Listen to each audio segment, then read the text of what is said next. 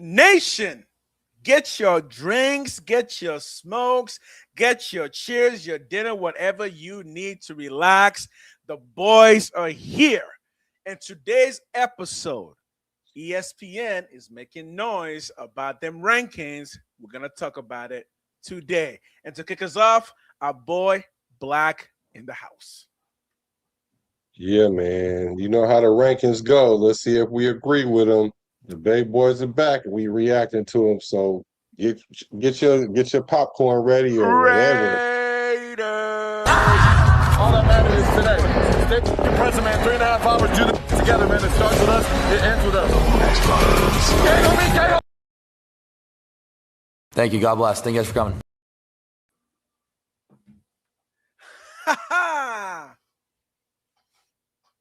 Yo, new intro. Boys are back. Them boys are back. AKA Freddy. Welcome. We got a new episode for y'all today. We got some good, fun rankings to talk about. But before that, at the weekend, how was the weekend? Let us know in chat anyone who's joining us how the weekend was. Yeah, weekends are made for fun. So I guess you guys had fun. I mean, we only got like a couple more weekends left before it's Before it's for gone. this, yeah, I know. What's My up? family, What's up, my AR in the chat? I want to say who's that? Who's yeah, we that? got someone What's in the that? chat. AKA Freddie. What's good Yeah. with him? Yeah. My family did a bunch of berry picking this weekend. Blueberry picking and raspberry picking. So it was a whole picking a weekend. So, yeah, but I think we are literally one more weekend before, or two more weekend before the season start. Oh, Yeah, I think it's like actually, 15 days before camp start. the team just released actually info on this. Let's August 2nd, right?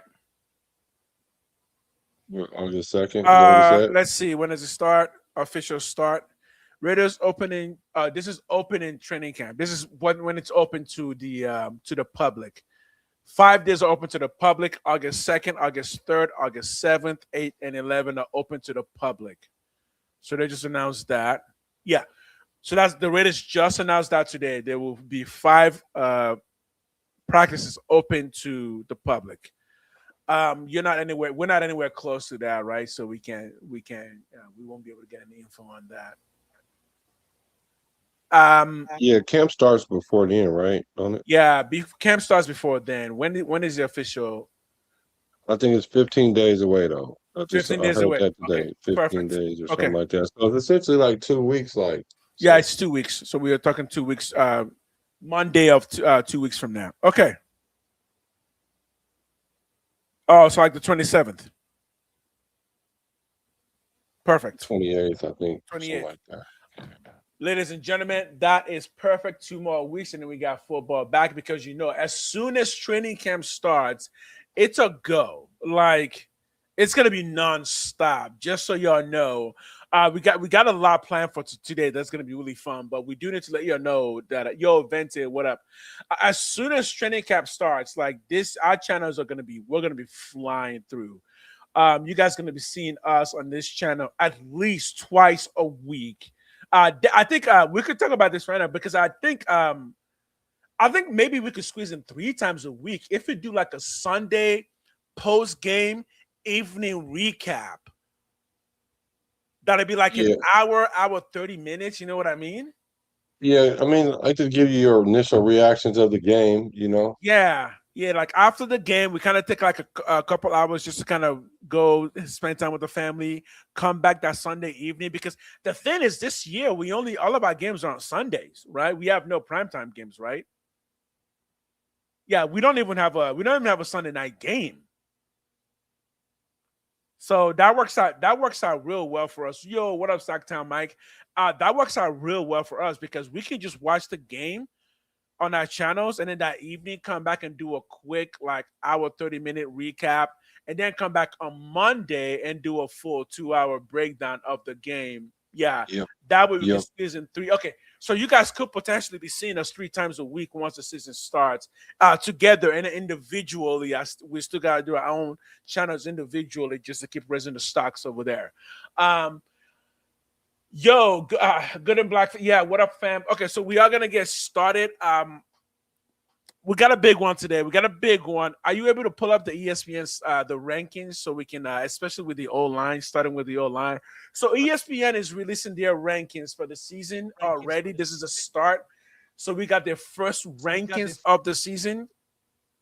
So that's what we're gonna talk about today. We're gonna go. We got 3 rankings. We got the O line ranking. We got the tight end ranking, and then we got the edge rushers. No, 4 edge rushers ranking and running back ranking. And yes, the Raiders do pretty well on all of those. So we're going to talk about those for sure.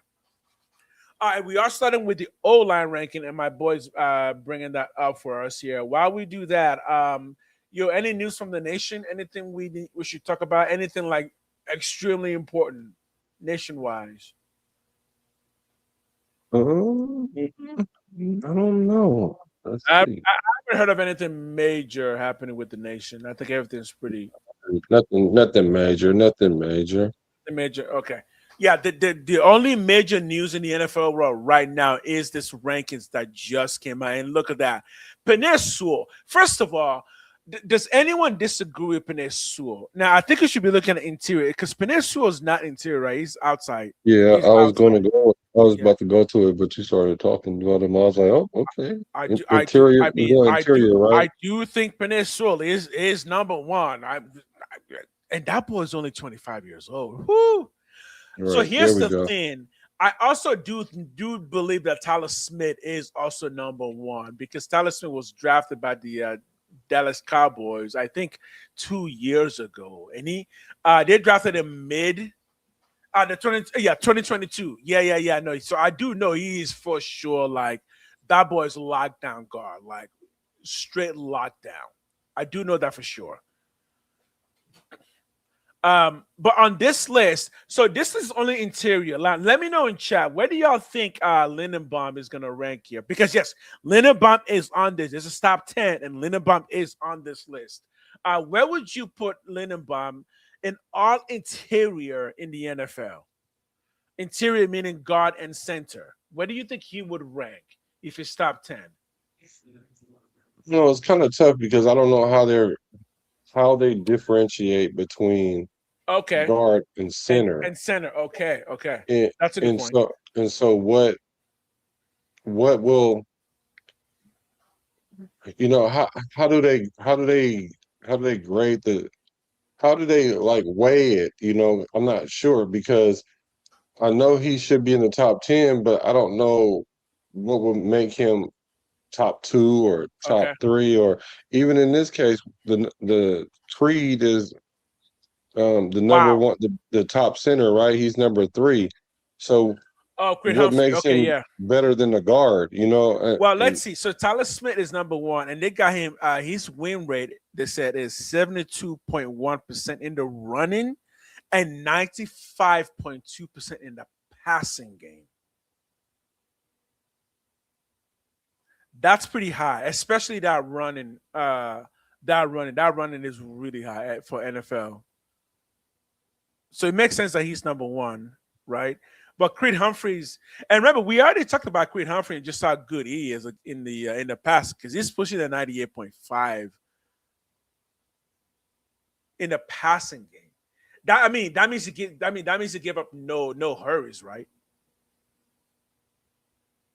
Because if you're that high in passing, that's not just sacks. That means like you gave up like maybe half a hurry. Like your quarterback was just chilling in the backfield. So let's see. Who are we talking about? Creed, or are we talking about? Yeah, Creed Humphrey. So let's talk about Creed Humphrey, right? So Creed Humphrey right now he was ranked 3rd. That's the number 1 center, and we got him at 95.5 passing block rate. I mean, that means from his side, Mahomes didn't have to worry about nothing. Right? And he's in the center. So here's the question. Is centers more valuable than guards? This is a legitimate question because the NFL is asking this question right now. Who's more valuable, guard or center? Because guess what Lindenbaum just did with his pay? he's not just the number one paid center. I think he's the number one paid interior lineman, right? Yeah, And yeah. He just happened to fall in to out his rookie contract at the right time. at the right time. Okay. But Yeah, part of the reason why we rank him so high and why part of the reason why we paid him so much is because of what he does in being able to understand the defense and then making those plays with the quarterback, right? So it's not just that he can block, it's that he needs to be able to understand what's happening. And based on everything we know about Lindenbaum, that's actually what his special ability is that he can read the defense really well. And I think this is the reason why, he reset the market with his pay because, he has that really special ability because guards can't really do that. Only centers can really do that kind of thing where they can read the defense and read that back to the QB. At least as far as I know, right?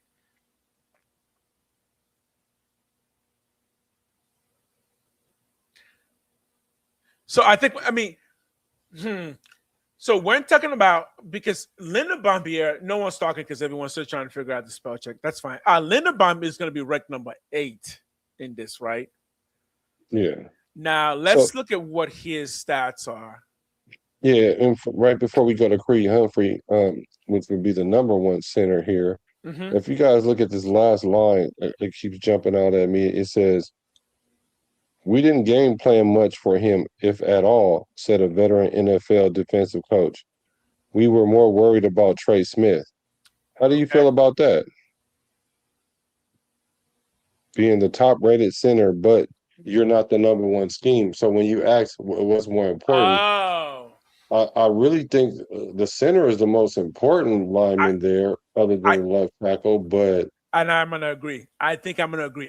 Chat. Honestly, honest question. You gotta let us know what you think on this because I do believe there is a movement right now within the NFL when it comes to guards and centers, and who is the actual linchpin of the offense. Look, guys, we don't talk about centers. When was the last time? I don't remember the last time prior to maybe Jason Kelsey that the NFL was talking about centers at all. I mean, sure, we talked about Rodney Hudson, but that's about as far as it's ever gone, right? But we also knew that Rodney Hudson was like, okay, the man, right? Right. Yeah. Yeah, So, I mean the linemen don't really get a lot of shine, so you really don't talk about them a lot unless you come into a situation like Linderbaum, like you go into a new team and you're already deemed elite, uh, and then he came out in free agency and then reset the market crazy like. So that's why we kind of pay a lot of attention to him. But number 8 is fine, it's good. I think that number will probably go up. He was go rated up. 10 Yes, last he went year. from 10 to 8. Yeah. Okay. Yeah. So again, we're not talking about, and when we get to other players, it gets much more interesting. I mean, we can't really be all that deep on Linderbaum, right? Because everything that he didn't do it with us. So we're just inheriting the best. And again, as much as you want to knock the Raiders for how much we paid this guy, but it's if you are paying attention to where NFL scheming is going, I don't think there's ever been a time where centers were seen as, oh, if you are able to understand what the defense is doing, the communication between you and the quarterback is just that much better, right? Yeah. And now with a lot more zoning type scheming blocks and a lot of RPOs, and I've been saying this for a while, that RPOs are starting to come into the NFL. And those RPOs are going to be really good if your if somebody in your lineman kind of understands what the defense is trying to do on those schemes. So, yeah, just on that front alone, football's getting hella fun. But, yeah, I think for Linderbaum, I don't think there's anything more we can say because, again, we're just getting somebody great. We didn't create him. We're just going to use him now to wreck the NFL, especially Patrick Mahomes and his team. Yeah, one of the things that this paragraph highlighted about Linderbaum is he's more like a throwback. where you can go from the center and then you can go to the next level and block. So his Yes. Yeah. athleticism is his superpower, along with the communication, aka knowledge of what's going on, which is big for a quarterback like Mendoza. Um, Granted, I don't believe that Mendoza's going to start this year, but he might at some point. I mean, and when he does, and if Linderbaum is here, because this is a 2-year contract or something like that. What year? How many years is this? Oh, it's a 3-year contract. 3 years. 3-year contract. So Yeah. whenever Mendoza comes in, it's going to be helpful for Mendoza because Exactly. Mendoza doesn't know all the line calls. He don't know everything that he's seeing, and he can rely on somebody that knows it, and not only knows it, they can communicate it, and that's what Linderbaum is good for. Linderbaum's going to be in a new scheme, so it might Right. not be as it's going to be slightly different than being with Lamar Jackson. Although I know a lot of people think Lamar Jackson is a run first quarterback, but he's not. He hasn't been a run first quarterback in a few Oh seasons yeah. now since Oh everybody yeah. he couldn't throw from the pocket. And then even last year he was injured with his knee and or something. He had leg injury, so he was in the pocket more last year, and his getting rid of the ball was like top tier. So. Uh, Okay. it's somewhat changed, but it's still a little different when you have a Lamar Jackson back there that sometimes will do off schedule plays and has the ability to run at any moment. So defense has always got to respect that and put players in position in the event he does decide to run. But for us, Linderbaum is going to be more traditional. We're going to be running the zone scheme, and you block somebody, go to the next level. And I just think that we'll be able to emphasize his dominant run pass blocking, and that will Okay. make Because you his pass blocking go up. okay, perfect. So let me couple of points on that. Thanks for bringing that up. So this said, quote, he already ranks second among centers in pass block with the rate of 90. So that is right behind Humphrey. But they were particular about mentioning how good he is against the run. And I also saw exactly this point, just how good he is against the run. Now, somebody correct us if I'm wrong. I do think the Ravens did run some kind of an RPO offense with Lamar Jackson. I've seen traces of them running something that looks close to a college style RPO. And part of that has to be that your center is really good at understanding one, the defense, and really good at pursuing those. Because in an RPO, if the running back takes off, that's considered a run. So it also means that, and if you've seen the clips of Linderbaum, this is what I'm really excited about. He is really good on the second level blocking, like you mentioned.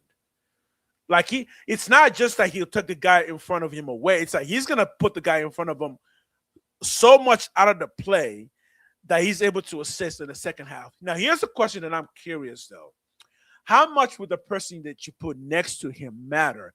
Or back to the conversation of improving the people next to you, do you think that he's going to improve the people next to him because of his play?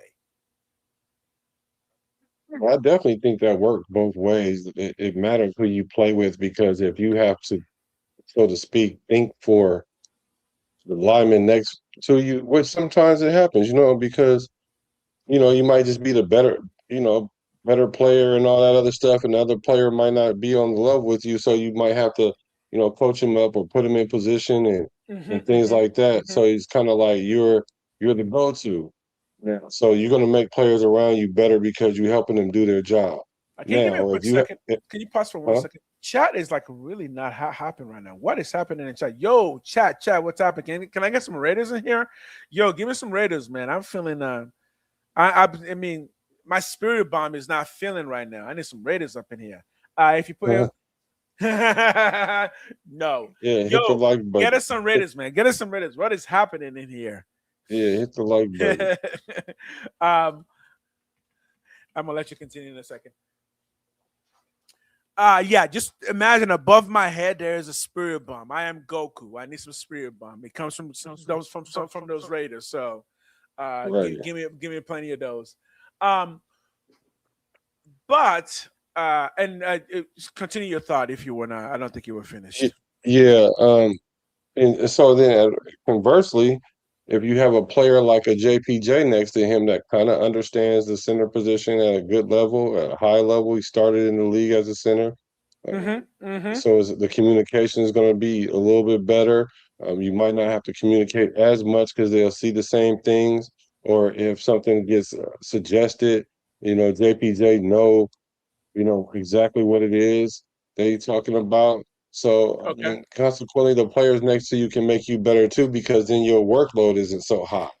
So what you're trying to So say is let's not trade JPJ because JPJ may actually reach his full potential. yeah, we're not going to trade JPJ. Yeah, but Linda Bump was the Goku to the Kakarot, and now he's gonna be like yeah, I I am mean, Vegeta. Okay, look. yeah, because essentially that center position is where we were lacking leadership at, Okay, and they and didn't want I've to been give it saying to it. JPJ. And because he was, I guess, too young or whatever, or too aggressive, now Uh that's huh. a thing, being too aggressive, Um, which can, look, it can have its in modern NFL, drawbacks. yes, in modern NFL, that is a thing. Being too aggressive in modern NFL is a thing, right? Yeah, And explain that. I mean, and I know that seems weird, but if you look at the rules that the NFL has made over the past several years, the NFL has become a less aggressive league, and it partly has to do with the fact that human bodies is what we're talking about. We gotta protect people's brains, people's legs, people's limbs. We gotta protect all of that. So yes, the NFL has cracked down on just more aggressive plays, and this is not just the NFL, just being the NFL. It's because a lot of players are spoken up and say, "Hey, some of these hits are just not okay. You can't just blindside me when I'm trying to tackle the guy in front of me, and you come out of nowhere and I don't see you coming through." Look, when you're weighing 300 pounds, crashing into a 200-pound human being, I'm sorry, I need to know where you're coming from because otherwise. We're playing two different games. So, yeah, I think that's the reason why the NFL has cracked down on aggression. And yeah, JPJ needs to show that yeah he can succeed in a current modern day NFL, right? Because that's what we make great players. Yeah, I don't know how I feel about that. Like, Okay, yeah. Let me hear we're it. Let me hear definitely it. softening the game because of that. Like, the number one rule in football is what? Keep your head on a swivel. Yeah. Keep your head on a swivel because you don't never know where somebody's coming from. Even I get it. Blindside blocks is kind of like unexpected, and you can hurt somebody like that. So I do understand that they try to take some of the inherent dangers out of the game because of I don't know, I don't know, not only the new society, but social warriors, and I don't know, just all kind of other agendas other than football. Uh, Hmm. but so they soften the game. But it is what it is. I'm not totally opposed to it. But as far as them having the ability to just go out there and ball out, I think they should be able to play a little bit. But the rules are the rules. So Okay.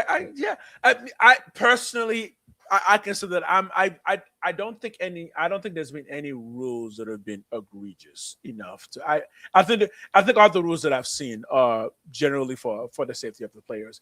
Again, well, especially as also somebody who for the plays like safety or wide receiver. Yeah, I don't like a big man coming at me out of I don't want that much. I don't want to have to do that much swiveling of my neck. I'm a human being, not a giraffe. So I just and look, the neck can only turn so much. So yeah. well, it's motivated by money too, though, because they want to be able to have the product on the field longer. Exactly. So Yeah. Exactly. yeah, it's a And business especially, decision. I mean, uh, and again, even when you look at somebody like a Genty, like yeah, Genty's built like a rock. Guess what? I want Genty to play for the next 12 to 15 years with the Raiders, right? I don't want another Turd Gurley type of situation, right? I mean, if he's going to be a rock, I want that rock to be very sustainable for the long while. So let's move on into the next ranking on our list. Chat's still not quite hopping for us tonight, but it's okay. We're still here. Where you want to go to the Let's go. Let's go. tight ends? Yeah, let's go tight ends. Let's go tight ends. I think Brock Bauer was a shocking spot on this one, actually. Shocking. Yeah. Oh, yeah. Number There you go. He's number one. Yeah. Yeah. the Okay. football The robot from robot from heaven. heaven. Yeah. He Yeah. should be number one. He gotta be number one. Okay. Okay. Let me mull it over. I want to read what they say about it. I want to read because one is like, wow, really one. Okay. Like I'm not saying he doesn't deserve one. I'm just saying like whenever you get one, I want to know what separates you from the rest. Great And question. so let's see what ESPN thinks about that. Bauer's second season was marred by injuries and oh my word. Okay. We're still doing this, ESPN. Words that nobody knows. Yeah. Porous. Forrest. It just means terrible old line play. Got it. Okay. For that, he mostly gets a pass in the voting, but his second conservative number one ranking was more contested this time around. Yeah, and that's my point. Like, okay, he did get injured. Even despite that, you still think he deserves number one. Like, okay. Despite a respectable 64 catch for 680 yards and 7 touchdowns in 12 games, last summer, Bauer's fending off the field convincingly thanks to his setting. Yeah, okay. Again, why is he number one this time though? He's better. Let's keep going. Okay, as far as route running, okay, separation, zone instinct. Okay, if you've heard my talk about Bowers, this is everything I said about him. What makes him special as a running tight end. So they say as far as running routes, separation, zone instinct, yard after catch ability combination is better than the field in those areas. Yes. Remember what I said about Bowers is he kind of seems to just flow on the field. Like he doesn't seem to like understand that there might not be space. He just like creates his own space. Like he seems to understand where to make cuts to create good space. A yard down, a down year won't. So they say a down year won't change that. I'm still not understanding why though. Okay, Well, because last year he was number one, right. and he's the gold standard, so to speak, in tight ends right now. Okay, he runs I a mean, top speed of because 19.58 miles per hour. That's incredible. because the top tight ends like Kittle and I'm talking about like just historically Kittle in recent history, Kittle and Kelsey and all that. So when you start comparing Brock to them guys, then there's a level of separation. I mean a lot because of he's younger for one. Yo, what up? I am. What up? And so I think they kind of, although they say this list is what they expect this year, they probably expect a big boom again this year with Brock Bowers. Okay, so let's see what they say about Trey McBride. Let's see what they say. Here we Because go. I'll say this. I was glad for that you said that. For Trey McBride, Madden has him rated 99 for Trey McBride. So Trey McBride Look at the season he had last year. Higher than Bauer. Okay. McBride, really? McBride, yeah. So real quick for the Madden plug, because I'm gonna do a Madden episode when the game comes out. Bowers is ranked 97 in Madden, and Trey McBride is ranked 99. So Trey McBride made the 99 club in Madden, which is only 6 to 8 players make it. So it's pretty rare. Okay, let's keep going. So McBride made a serious case for number one, earning more than 30% of the first place votes. All but 2 of those votes were inside the top 3 for McBride, so he got 126 catch in 2025, which ranked most in a season for NFL record. Yeah, that was the NFL record for most catches by a tight end in the season. Also in Madden, Judge Kittle is also ranked higher than Bauer in Madden. Okay, so McBride 72.9 receiving yards per game. That's incredible. Okay. And nearly 16 more than any other tight end. Yeah, that's incredible. Okay. Yeah, it is. Okay. It's 566 yards. 566 yards after the catch. Yeah, What? keep going. What? Keep going. Shit. Keep We're going. 90 more than any other player at his position. And it's 11 receiving touchdown, tied for second league wide. Yeah. Okay, I think we may have two gods in our presence when it comes to tight ends. Oh, I'm gonna be watching this to his career. Oh my god, that's incredible. Okay, long known as a receiving threat, McBride was improved in all. Yeah, no, that's a massive improvement. Ball skills, ball in hand, physical ability. Just an extremely impressive player across the board. The boy, we about to sit this boy down and give him a crown. Okay, and he's not bad in the run game. Is 71.5 receiving expected point added was easily the best among tight ends and fourth amongst all pass catches. Oh wow. So my thing about that is this. Oh wow. Okay. He looked like Brock Bowers after Brock Bowers already did it. And Okay. being that he just had a season like that, you can't put him over Bowers You because can Bowers was injured. But if they were to have similar oh seasons like oh they I feel did so much last better year, too. they will switch. Bro, I Uh, feel so much better. Like Brock Bowers is 3 years younger than this dude. Oh,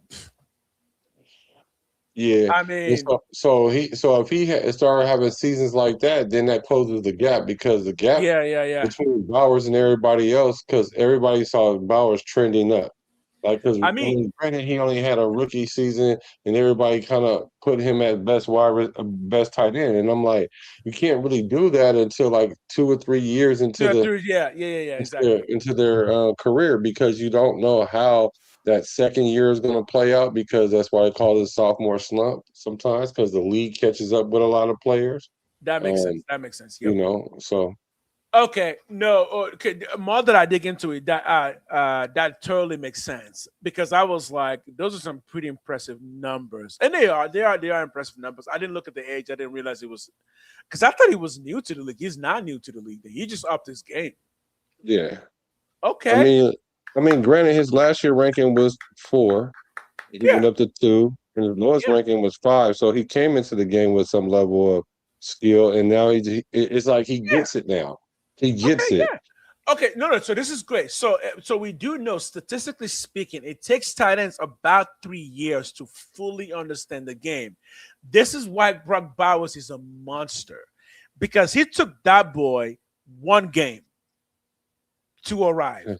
Brock Bowers arrived as a man in the NFL, ready to go. So when Kubiak says football robot from heaven, combined with what we've already seen from his very first game. I mean, again, did we need a tight end when we drafted Bowers? We didn't, Are we but he complaining kind of now? just fell into our lap though. Like we were like, "What's this? It's a $100 bill on the ground. I'm hungry Dude, and everything." remember when he was drafted? I was just like, oh, Brock Bauer. Yeah. Oh, okay. I would take a Brock Bauer. I mean, it came out of nowhere because it was not a need. It was not an expectation. It was just like, again, and here we are. Okay.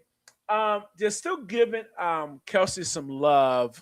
Kittle. Let me see what Kittle did real quick because he's still getting some pretty good love at the age of 32. The If only I thing that's remember, really stopping Kittle is injuries now. yeah, exactly. So I'm kind of surprised they're still ranking him at number 3 because injuries is kind of a thing. So let's see what he did last year. So he remained dominant with 57.1 yards per game. Okay. Second amongst, so he's actually second. Okay, that's fine. 7 touchdowns. Yeah. Okay. Good. One more person I want to see. Scroll up to Laporta real quick because Laporta is kind of coming up a bit, and Laporta is still pretty young. And Laporta has had at least 2 seasons of putting up good number. Yeah. So yeah, low production again due to injuries. That's gonna kind of become a thing. Injuries is if you can stay healthy, your numbers will get a nice good bump.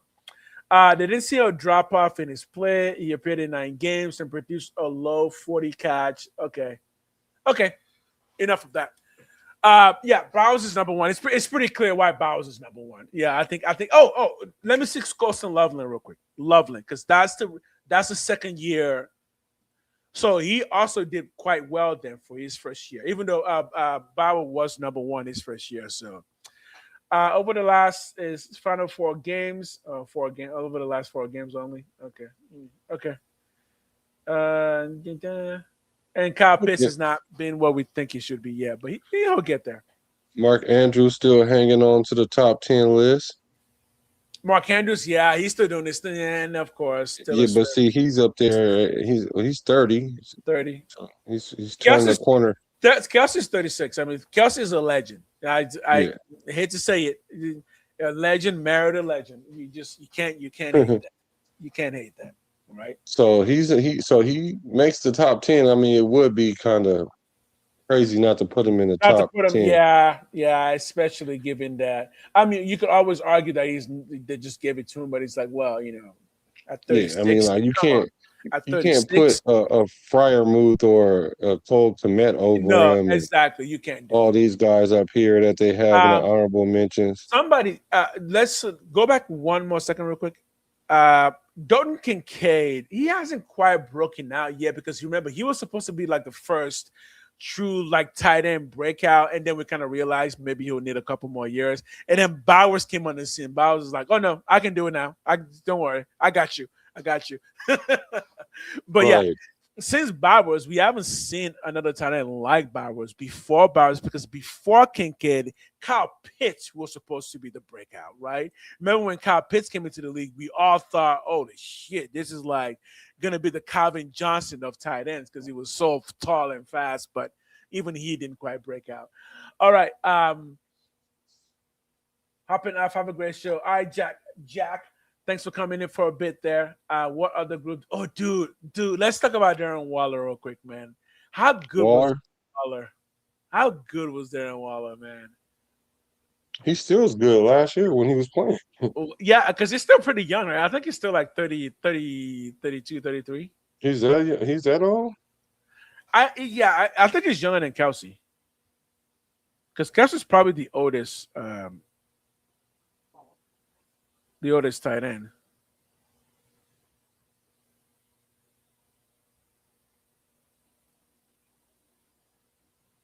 Yeah, he is.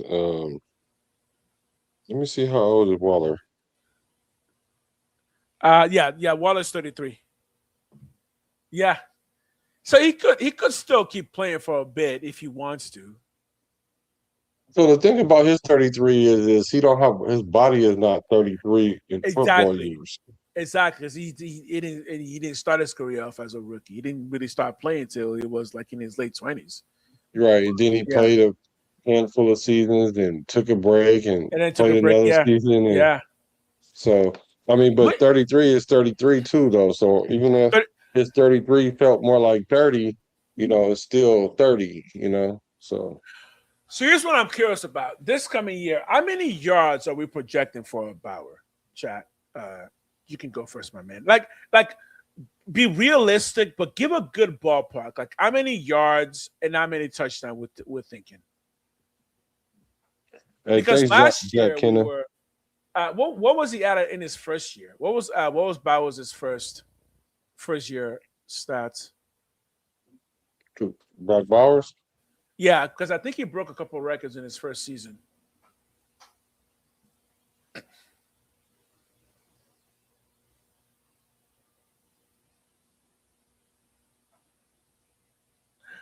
I'm not. So during his. Go ahead. So during his 2024 rookie season, he had 1,200 receiving yards. Okay. 112 receptions for 1,194 and 5 touchdowns. There you go. See, the 5 touchdowns things to me is only 5 touchdowns. That's not a lot. Right. For a tight end. Yeah, it's not a lot for 1,200 yards. 2 years ago, our quarterback play was shit, though. It was inconsistent. Yeah, well, I mean, yeah. it was shit. That was like Aiden O'Connell, And Gardner Gardner Minshew. Minshew.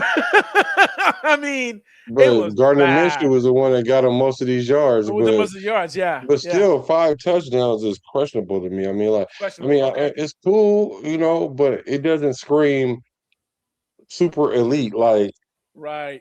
because then the next year he came out He got and 7 last year. yeah, so you know that he's going to get more than 5 the next year. You know he's going to get more than Okay. 7 this So year if give he me a stays number. Give me a number then. injury free. I'll give you So a number. I'll give you a number. okay, I said 1,250 yards and 13 touchdowns. 1250. Yeah, and 13 touchdowns.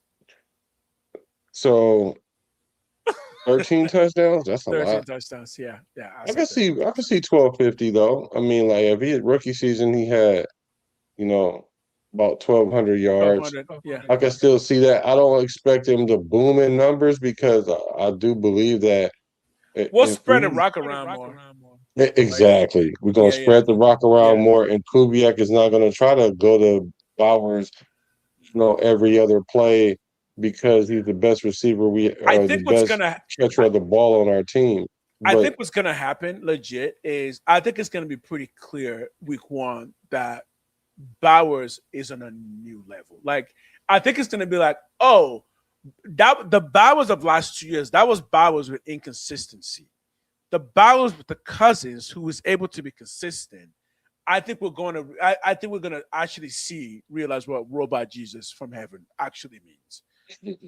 Because I think Bowers is going to be all over the field, like legit. He will be all over the field, and he will be.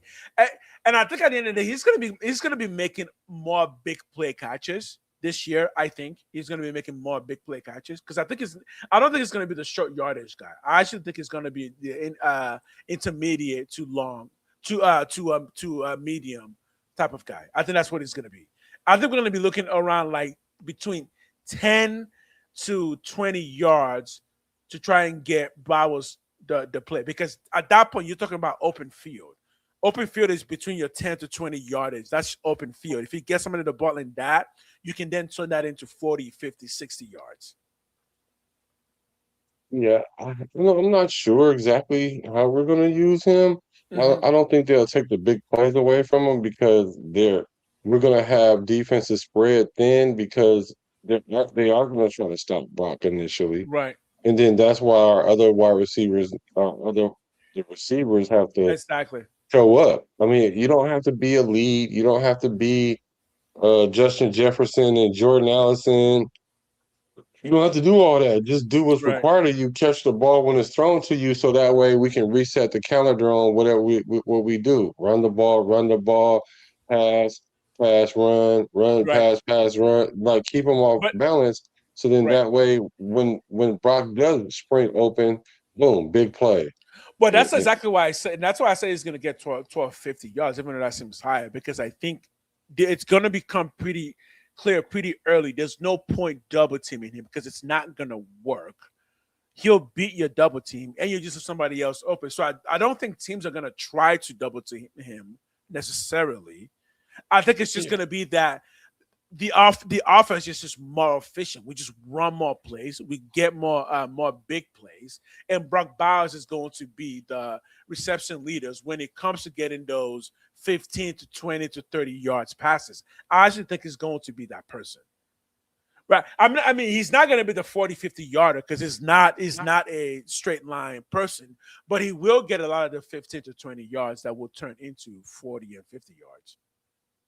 Yeah, no. I think if he can have anything close to what he had his rookie season, that'll be fine. It doesn't have to be a breakout Right. season, 13 except touchdowns, for though. What do you touchdowns think of that? wise, Because though. I do think 13 touchdowns is possible. I really do. Because, again, we've had bad quarterback play, but particularly in the red zone, that's been the problem. It's particularly the red zone.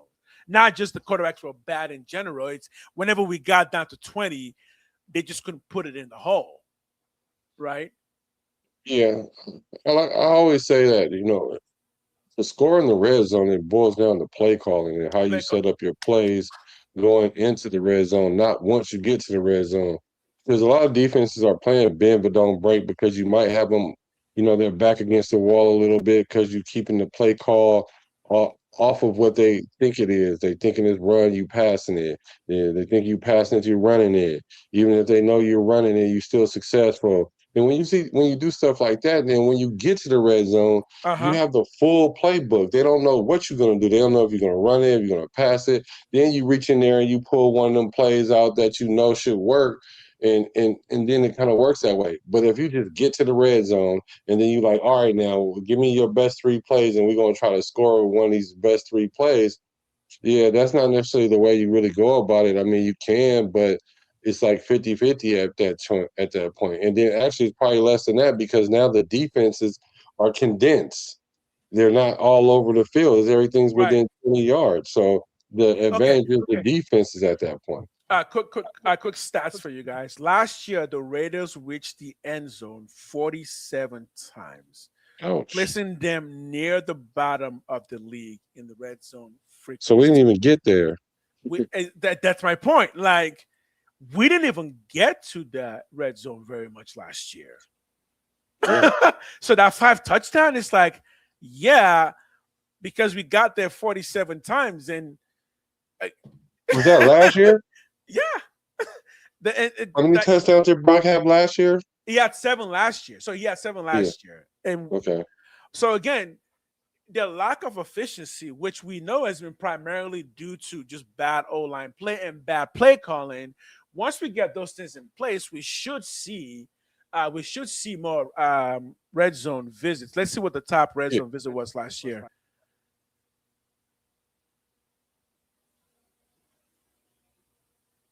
Well, we definitely should incrementally get better once we get there because, getting to the red zone and also being able to punch the ball in the red zone. Let's see. Top team last year.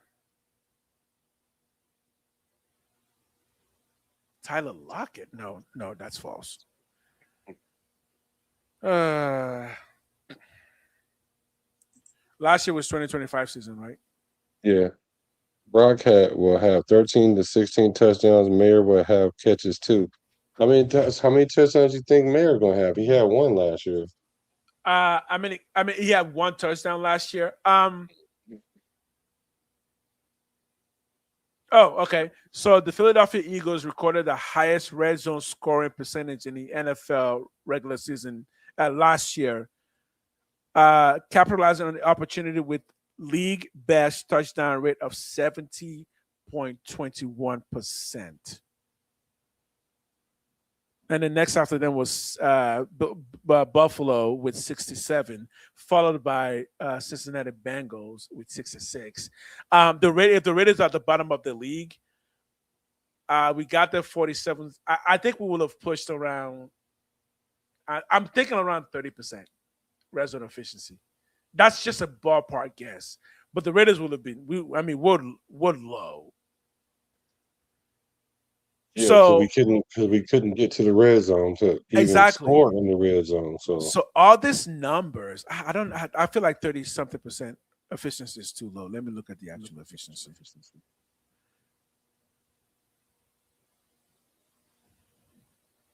If somebody can type quicker than I am, please do. I want to see Raiders red zone efficiency last year.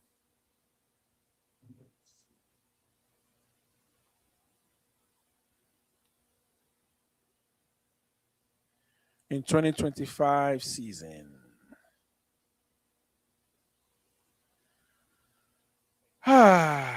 Efficiency. Oh, it was exactly 50%. We ranked 26, and it was exactly 50%. So we got the league standard? So we got there low at 47, and we only hit half the time. 50% of half the time. When the highest is hitting 72% every time they get there, and we're hitting 50% and getting there less. Oh no, the improvement to the team is going to be catastrophic for the NFL because they're going to be like, what is this? A competent rated team? Like, yeah, because we have what it takes we finally put together what it takes to make a team. First you get the players, and then you get the coaches, and then you go tell them, just win. So the 50% red zone touch, and that's for touchdown efficiency at that, not scoring Oh yeah, efficiency. touchdown efficiency. Yeah, touchdown Yeah, efficiency. and so that's ranked 24th in the NFL. So You see that's the 47. Okay. bottom tier, but at least we ain't at the rock bottom. So Who are was you rock saying bottom? there's Who? a Try to chance guess who we could rock do bottom was. better? Miami Dolphins. I bet you they were rock bottom. Their Dolphins offense was bad last year. They couldn't do nothing. So we're seeing 47. 47 It may be. efficiency. They might have rounded it up to 50, but what's that? They said the for what season is that 5 for 7? Because it says the Raiders score 18 touchdowns and 36 red zone opportunities. That's for touchdowns. So we scored 18 touchdowns last year. Yeah, out of 36 attempts. Sheesh. That's brutal. That's so bad. Yeah, this is what I believe right here. Once Kirk Kubiak's offense get going, it's going to Yeah, pick your exactly. poison in the red zone. Dude, I, here's what I'm thinking, Black. Here's what it's so frustrating about talking about the Raiders this year. People do not realize, if you don't watch the Raiders, you don't realize how much last year wasn't football that the Raiders were playing. It Exactly. wasn't football. Exactly. Exactly. That's a strong point because a lot of the deficiencies wasn't because the team was that bad. The team was that bad because who was leading them. And We we just don't weren't know who playing was leading football. them because the head coach was fighting with the offensive coordinator, but he was also funking with the defensive coordinator. Yeah. But the offensive coordinator had the head coach son on his staff, and then the offensive coordinator was sabotaging the quarterback that he had because he wanted a different quarterback. I mean, like it just was so much going on, bro. So when you put that into perspective and then you add the numbers that we're seeing, it's just like if the Raiders make a 50% increase, that would still bump them up by what, 10 points in regards to ranking compared to what they were last year. I mean, That's a we're, lot. Because we're that'll put them in literally the middle of the saying tier. we don't even have to do anything other than just show up every Sunday and play a little bit of football to be better, for the offense to run better. I Yeah.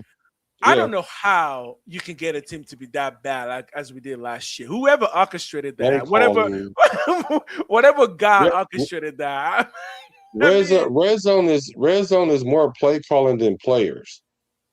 I mean, like usually within the 20s, I mean, you can put it on the player because the player can make a big play. It's a lot of field to work with, all of that. But uh-huh. once you get within the 20-yard line, it's all about play calling, not That's the all about play play calls calling. that you call once you're there so much as it is the play calls that you call to get there. Because let's say you get like a 40, 50-yard play right there Mm-hmm. to get down in the red zone. I'm sure the percentages goes down for you scoring because you didn't methodically get your way there and you didn't keep the defense off guard. I'm not saying that's the only way you got to score, but what I'm saying is when you go down there 12, 13, 14, 15 play drives, for one, the defense is exhausted mentally Mm-hmm. and physically Mm-hmm. because they keep throwing everything at you and you keep succeeding. I mean, they might stop you a play or two, but then you make it up by getting another first down. So once you get like 2 or 3 first downs on a drive and you get in the red zone, you can get another first down. And if you were to get that other first down, then it just makes it tougher on the defense because you methodically went down there versus chunk Exactly. play and you get there and now you're looking for the best play and then you got to go and then in those situations you don't look so much about plays as much as you look for players. Like you got to find your players in that Mm. situation. Mm. Hmm. And as it were, the one thing the Raiders I've been building for the past several years are people who are in theory and in actual showing good in the red zone. Not just Bowers, but Michael Mayer is also very good in the red zone. And that was one of his staples coming out of Notre Dame, I think Michael right? Mayer, I think, yeah, he was highly touted, right? Right. And I think he all right, but I don't think. I think even if we didn't have Brock Bowers, right? If we didn't have Brock Mm. Bowers and he was our premier tight end, he wouldn't be on that top 10 list. I don't even think he would be an honorable mention. I really just think Mayer's just not particularly. I mean, he's Here's a the question. decent wide Here's the receiver. question. Is it more like, well, you're on a team with Bowers, and that's kind of a team can only have one great tight end, right? No, oh, the closest we got is New England with the boy, Yeah. that boy. Well, But well, but when Bowers is out and he's in, like that's how he mm, got a lot of his time because Bowers was out. right, You know, okay, he it was catching balls and everything, but it's just look at how often he gets hit and how mm, hard he gets hit. Like they okay. really be hitting Mayer like a lot. And he doesn't flash to me elite So you or mean like even you're talking top. like the defense hits him, Yeah, a but lot. He like you gets say, he gets cracked. but are you saying like he's soft, like he doesn't have the aggression? Well, I don't know. No, he has the aggression, but you can't keep getting hit like that. It's almost like they see him with the Mm, ball, they gang tackle him because they're like, "Well, you know what? It's kind of like feasting, like Shaq say, barbecue chicken. So they just go right. after him because they're trying to break Now, him really. I don't want to put no negative name on my boy, but what I'm trying to get is actually what I am is getting at about the emotional part of it, and what I'm trying to suggest is it because he's not putting up a I'm a NFL tight end. Like if you're gonna come at Right. me, I'm gonna rip your head off. Is it basically Well, like they see him as fresh meat? yeah, they see him as fresh meat, and he doesn't give you a threat that he's going to hit you for 90 or Okay, 100 yards or two okay, touchdowns. Like okay, we know, they know that Brock Bowers can damn near score on any play, right? So the level of respect that he get versus Mayer is like night and day. And I okay. don't necessarily like to use the extreme when Here's I'm the thing, though. comparing Okay, somebody, but even Mayer compared to like the league, he's middle tier middle tight tier. end. Like, Yeah. He was a second round talent for a tight end, right? Which in the NFL, a second round talent for a tight end means you are middle of the league to bottom middle at best. Because as a tight end, if you're not getting drafted in the first, you're not seen as a potential Hall of Famer unless you break out like a Darren Waller, right? If you want to make it over to my channel as well, put some likes on that on my streams. That would be great. We got 5 likes going on there right now. That's fantastic. Hop up the channel, get some likes on here. Let's get the algorithm going. Okay, we can move on from as much as I would love to keep it up. We can move on from tight ends because there is yeah, also a running back ranking that I saw yeah. there, Let me read and this there one is an real quick. edge ranking as well. Yeah, let me read this. It says if Michael Mayer keeps it together emotionally, I think Kubiak's going to really spark him. I will agree with that. I definitely think he'll have more than one touchdown, and his yards will Yeah. increase. So I But agree. but the thing that's the thing though, he may not necessarily be a yak type of tight end because he is bigger body than Bauer, and we do need a tight end that can block, especially if you're going to be running 12 and 13 personnel. Having a tight end that is able to block would help with that scheme. So the question is, can he still be extremely useful for the team, even if it doesn't show up in the same type of numbers as Bowers is clearly going to get? Because Bowers is the numbers type of tight end, which will make Mayer the workhorse tight end, perhaps, who's going to have to block and have to catch and have to do all the dirty work like an Ian Thomas, but younger. Yeah, well, that's where he can become a real good sleeper because if Bowers can drag the defense in one direction and he's on, Okay. Okay. up the seam or in the other direction, Hmm. then maybe he can capitalize that way. It kind of just depends on how Kubiak schemes it because he might go 12 personnel, he might go 13 personnel. 13. You go 13 Okay. personnel, then you might hold in Ian Thomas to block. Um, and then you send Mayer on a shorter route while Brock runs off the Of safeties the or same thing. something like Yeah. that. So Um. he definitely Yeah, can that'll eat. work. It Yeah. just depends on how Kubiak decides to set that up. What about this though? I think it may also depend on one. We don't have a number one receiver right now. I think that person is going to be Malik Benson. Is it Malik or Malachi? Malik Benson. Yeah.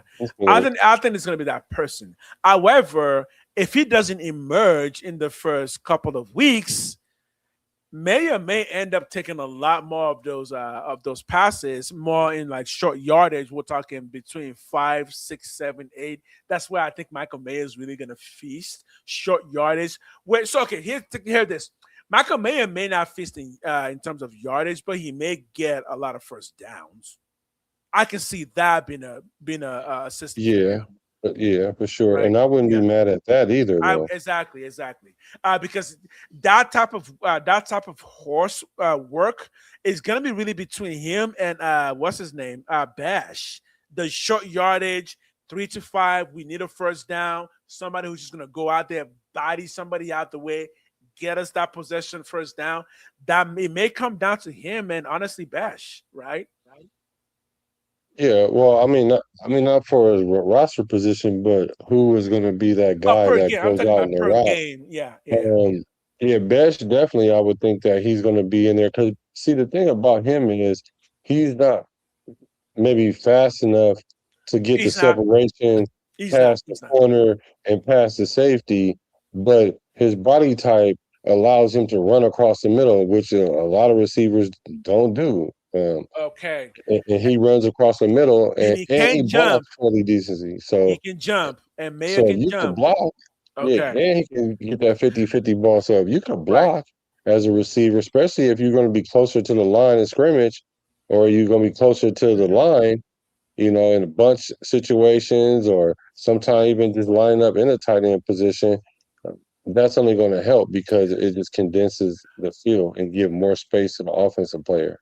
You know what's crazy is though, as far as his build, I actually think he'll play. I think if he became like a Hall of Famer, I think it would be because he would play more like a Travis Kelce. Honestly, as far as the only other tight end that we know because he's in that same division, because he's got same bigger body build where I'm not gonna expect him to be able to give me 30 to 40 yards on any catch, but I think again between 5 to 6 that turns into 15 to 20 yards. I think I would look to him to feast in those particular areas this season, especially in the middle of the field.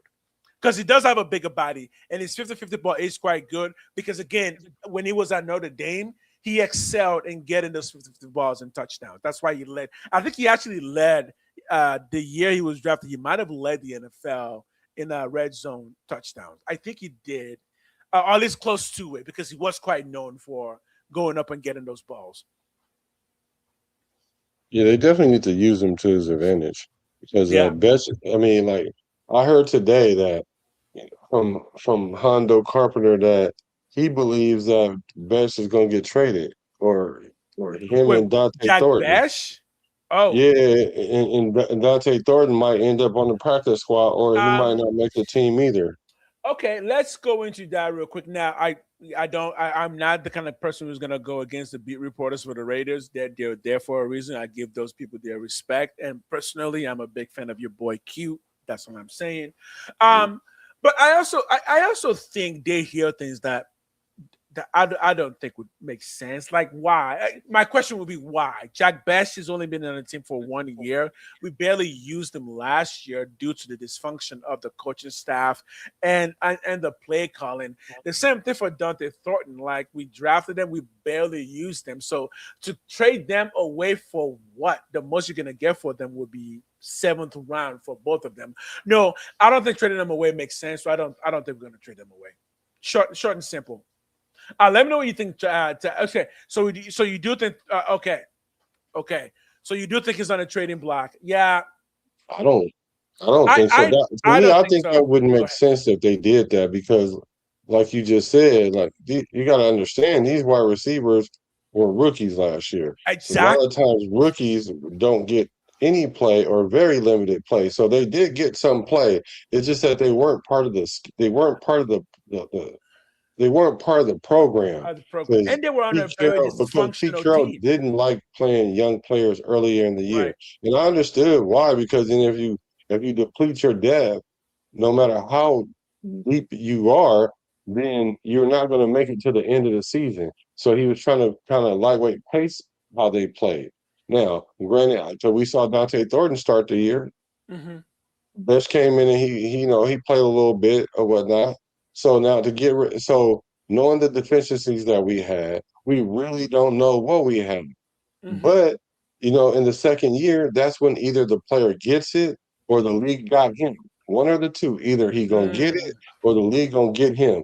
And if the league get him, then you're gonna be a number 3 wide receiver somewhere, Right. barely trying to hold on to a roster spot. Or even if you are a number 2 receiver, you're gonna have to beat out the number 3 receiver on the team Right. that's fighting the number 2 guy already. So it just makes it more difficult than if you were just a solidified second-year player. Now, for Right. Jack Bush, if they're saying that he might start as like the third receiver, I would think that's a step up because last year he wasn't the number 3 wide receiver on the team, I don't believe. Right. No, Um, he was on the field, but no, not enough to be considered number 3. yeah, Yeah. but to trade him and put him on the practice squad, Yeah, I just think that would that's be kind of weird. out there. Yeah, I think that would make it. Again, Jack Best, I feel more secure on than Dante Thornton. Again, we've already been over this reasons why. I think Dante Thornton will need a few more years. So I wouldn't even Dante Thornton, I wouldn't put him on a trading block because again, unless you want to go with the argument that this coaching staff didn't draft them, and therefore makes them expendable. But given that this coaching staff also didn't do a lot of investment into drafting wide receivers outside of Malik Benson, I don't think the plan is to trade any of those players. Right? Even said of Jackson, Jackson's cousin. He's still on that team, right? Yeah, his Yeah. great nephew or somebody. I don't even think I think even he is safe. At least still past training camp. At least we're gonna look. Let's put it this way: we're gonna get a couple of preseason games from those people, right? We're gonna see them a lot. Yeah. Yeah. I agree. If we got the player last year, rookies are not on the chopping block.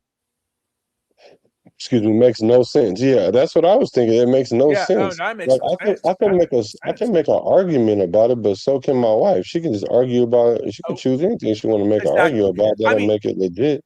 and an example is Tyree Wilson, right? I mean, he's been on the team for what, third season? We could have the team before him could have just said, "Now we're done with you." But even that didn't make sense then to say, because when they came, he was a rookie. Like, no, we're not just gonna toss you out right now. So no, I think that if anyone's getting traded, it won't be this season. Maybe at the end of the season, but I don't think it'll be this season because I would want to know what those players got. There's a reason they were drafted, right? They had tangible reasons. Oh yeah. And plus, what would that trade value be? It wouldn't be that high. 7th I mean, round. like, what would we get for a number? Like, we got Jack Best in the second round, if I'm not mistaken. And if we do trade him, if we don't get a third Yeah, or we higher, traded or down even and then got him, right? We yeah, I traded mean, like, down if we and don't then get a third round pick for him or a fourth round, upper fourth yeah, round pick for him, it's like you'd have been better off just let him play his rookie contract out and then just see what happened. yeah. Um, Or at the very least, if somebody breaks out, release him and then somebody else picks him up through the waiver. But I don't I think the only way those guys are leaving the building is if they get outplayed by the competition, because it just so happens that wide receiver is one of the more competitive positions. Because I don't even think Trey Tucker is safe on the wide receiver. I yeah, don't even think he's safe, right? you keep saying that I mean, this is his contract year. So I Yeah. don't know. I'm assuming that they're just gonna let him play it out and see if he has value at the end of the year. Well, by the end of the If year, he he still needs to stay be around the 700-yard receiver, then we know what exactly, we have, and exactly, it's essentially we need a receiver that could really crack 1,000 yards. Like, 1,000 yards, exactly. Yeah, that's gonna be the thing where it's like, okay, The downside for him is going to be his size, so he's going to have to find a way to use that to his favor. But yeah, we've seen. I mean, we're talking like what Santana Moss type of players, right?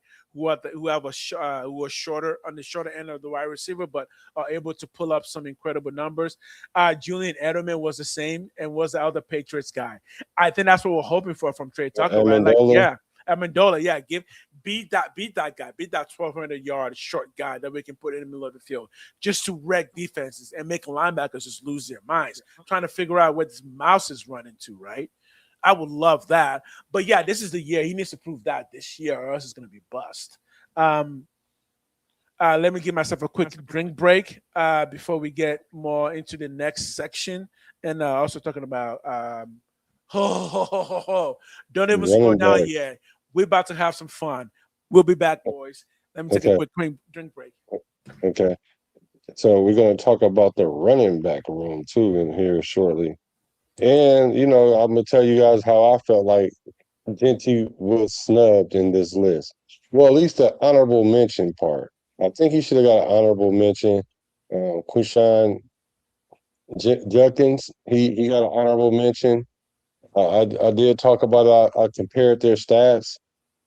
His stats wasn't as good as Genty's. Genty was a better all-around running back.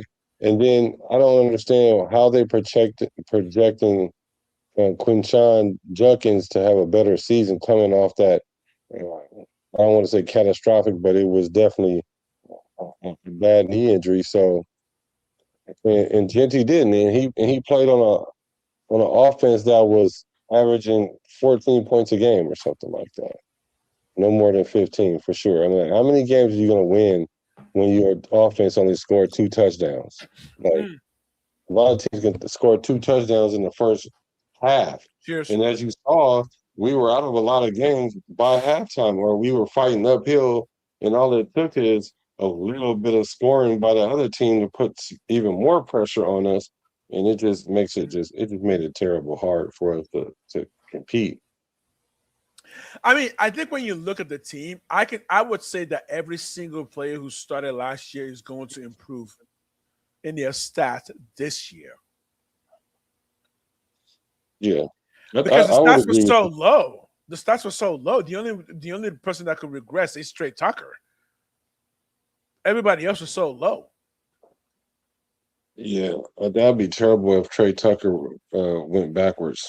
Yeah, because even Brock Bowers is not likely to go backwards because his numbers was really so low because of injury. So again, when you look at the stats of the Raiders last year, combine that with what we saw on the field, even a 50% improvement on the Raiders would yield much better results because we were so bad last year. I mean, we were really bad last year.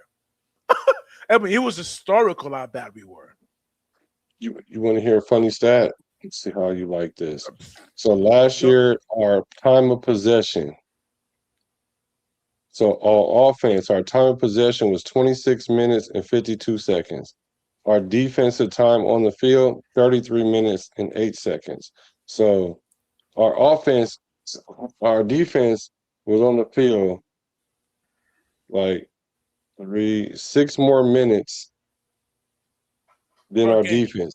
It's supposed to be, per game. It's supposed to be the other way around. The offense is supposed to be on the field longer than the defense. Right, because the offense is calling the plays. And the defense is reacting. Yeah. Our offensive time of possession was dead last, and our defense time on the field was dead last. And let's just get more real. There are the stats that go into that is even more dire because all of that means that last year Raider fans were watching some of the worst football played in the NFL. Some of the worst complimentary football played, yes. Also meant that we were technically watching less games because the Raiders games were generally over by the time the fourth came around. So so most of the time the fourth they was just running the clock out. So we actually got less football per viewership than every other team. Look at that ESPN. That'll be a really cool stat, right? So we weren't watching exciting football at all. Well, that's why they don't have any primetime games. It's for that reason because the game was almost like you knew that when teams got to 21, the game was over. Yeah, exactly. you know when they got to 21, the game was over because we messing around with 3 field goals, got 9 points, got 7 points, or 10 points, and the other team got 21. We're not coming back. We're not coming back. Yeah. So no, I think, again, if you're just gonna go based on excitement, what we got last year was as bad as it could be. But people were like, well, why do we think things will turn around this year? Because also last year we didn't spend a lot of money on players. Mm. It wasn't accidental. The coaching was bad, the play calling was bad, but the Raiders also didn't spend a lot of money last year on players, and that was why most of our players last year were 1 year rentals who were at the end of their career. We're talking a lot of our defensive players last year were literally 1 year players that were either coming from injury or were 33 years old and pretty much one leg out of the league. So there was a reason the Raiders were a bad team outside of the bad play calling and the bad coaching. We also just didn't have a lot of good players. By comparison, every single position last year that was bad got significantly improved. So, And we did it the right way through the and we did it draft the right way. and by quality, Free agency competent signings. free agency signings. So And the we're only one definitely, that could be worrisome is Nakobe Dean, right? If the injury kind of keeps lingering, that's the only one that could be worrisome. Outside of that, everyone we signed last year was solid, both in character and on the field. So, but at the end of the day, we're making moves. Whether they pan out or not is one thing, it's one but thing. is Yeah. we're definitely making moves. We're Mhm. committed to the excellence. You just have to find it. You got to keep plugging at it until That's it. it Yeah. start making sense, and then That's it. you're going to make so many mistakes trying hard that you're going to work your way into Into doing it right versus exactly. just comparing instead of just complaining about this and keep trying to throw more money at the problem. Just like a business, when it's failing, you don't throw more money at it. You Mhm. don't try to scale it when it's not doing well. You're just going to lose more money. And same thing with the Raiders. Like we just And kept trying to put these players in position, thinking it was going to change things. But what we needed to change is our identity, our approach, right. and continuity from the top, from the head office down to the coaching staff, And because I it think was so much divisiveness exactly. in the head office Exactly. last year. And I think the people need to know that when John Sparta came in, this is what he promised us, that the organization would be more competent. Now, last year they were infighting, but as far as we know, a lot of that really was not really within his control. But the moment the control was gotten by him, every decision that he's made has been pretty clear. Like, oh yeah, you thought this out. This isn't just out of the blue. Like, no, this was a good decision. And I even think when Pete Carroll was in, what we did with Pete Carroll also made sense. And I think Spytek specifically didn't want to spend a ton of money. And even though Pete Carroll probably wanted to have a lot more money at his disposal, knowing that until we get this quarterback position figured out, there's no reason to spend all this money on skill positions, trying to beef that up if your quarterback play isn't set. But obviously now that's a completely different story. You know, how 1 year makes a difference, right? All of a sudden the quarterback is here, and now he doesn't even have to play the first year because you have somebody, a competent backup, to continue to train the team up and get better while the heir apparent is getting ready, right? And all of that happened in 1 year. Yeah, one off season. I mean, and In then one not to offseason. mention we got a Yeah. great center, like the number 2 center in Number the two center league, in the league. Yeah. arguably number one. I would say he arguably number one. If One. Yeah. if teams Same. come in and play the Raiders, they're going to scheme Linderbaum. They're not going to be like, well, let's scheme DJ Glaze or Right. even JPJ. Like they might try to scheme Colton Miller, but even in that, you're the resources you're using to do that. Now you're only allowing like Tyler Lindenbaum and JPJ to go crazy. So Hmm. you got to start with the head of the stake when it comes to this O line. Unlike Kansas City, where they said, this guy is the best center, but we really don't scheme for him. Hmm. Hmm. Okay. Yeah. Let's go to those running backs. I want to see those running backs, because the running backs is really fun right now in the NFL. There's just some good running backs. Yeah, of course. Bijan, only 24 years old. That means already, dude. Bijan is so good. Wait, he got 20 yards in 79 catches? Oh, man. Oh, so he led the NFL with 2,298 yards from scrimmage. Oh, is that a record? Yeah, Yeah, that's so a he record. broke the record. Yeah. Yeah, that's a fucking record. Oh my God. Okay. No, he's good. Okay, Mr. Gibbs, what do you have? Dude, Jameer Gibbs is so fast. He's so quick. If you watch him run, oh my goodness, he's so quick. Yeah, so they say your eyes tell you there's no one like him with the ball. Yeah, there really isn't. Like his style of running is particular. He's short and his feet are just he's fun to watch.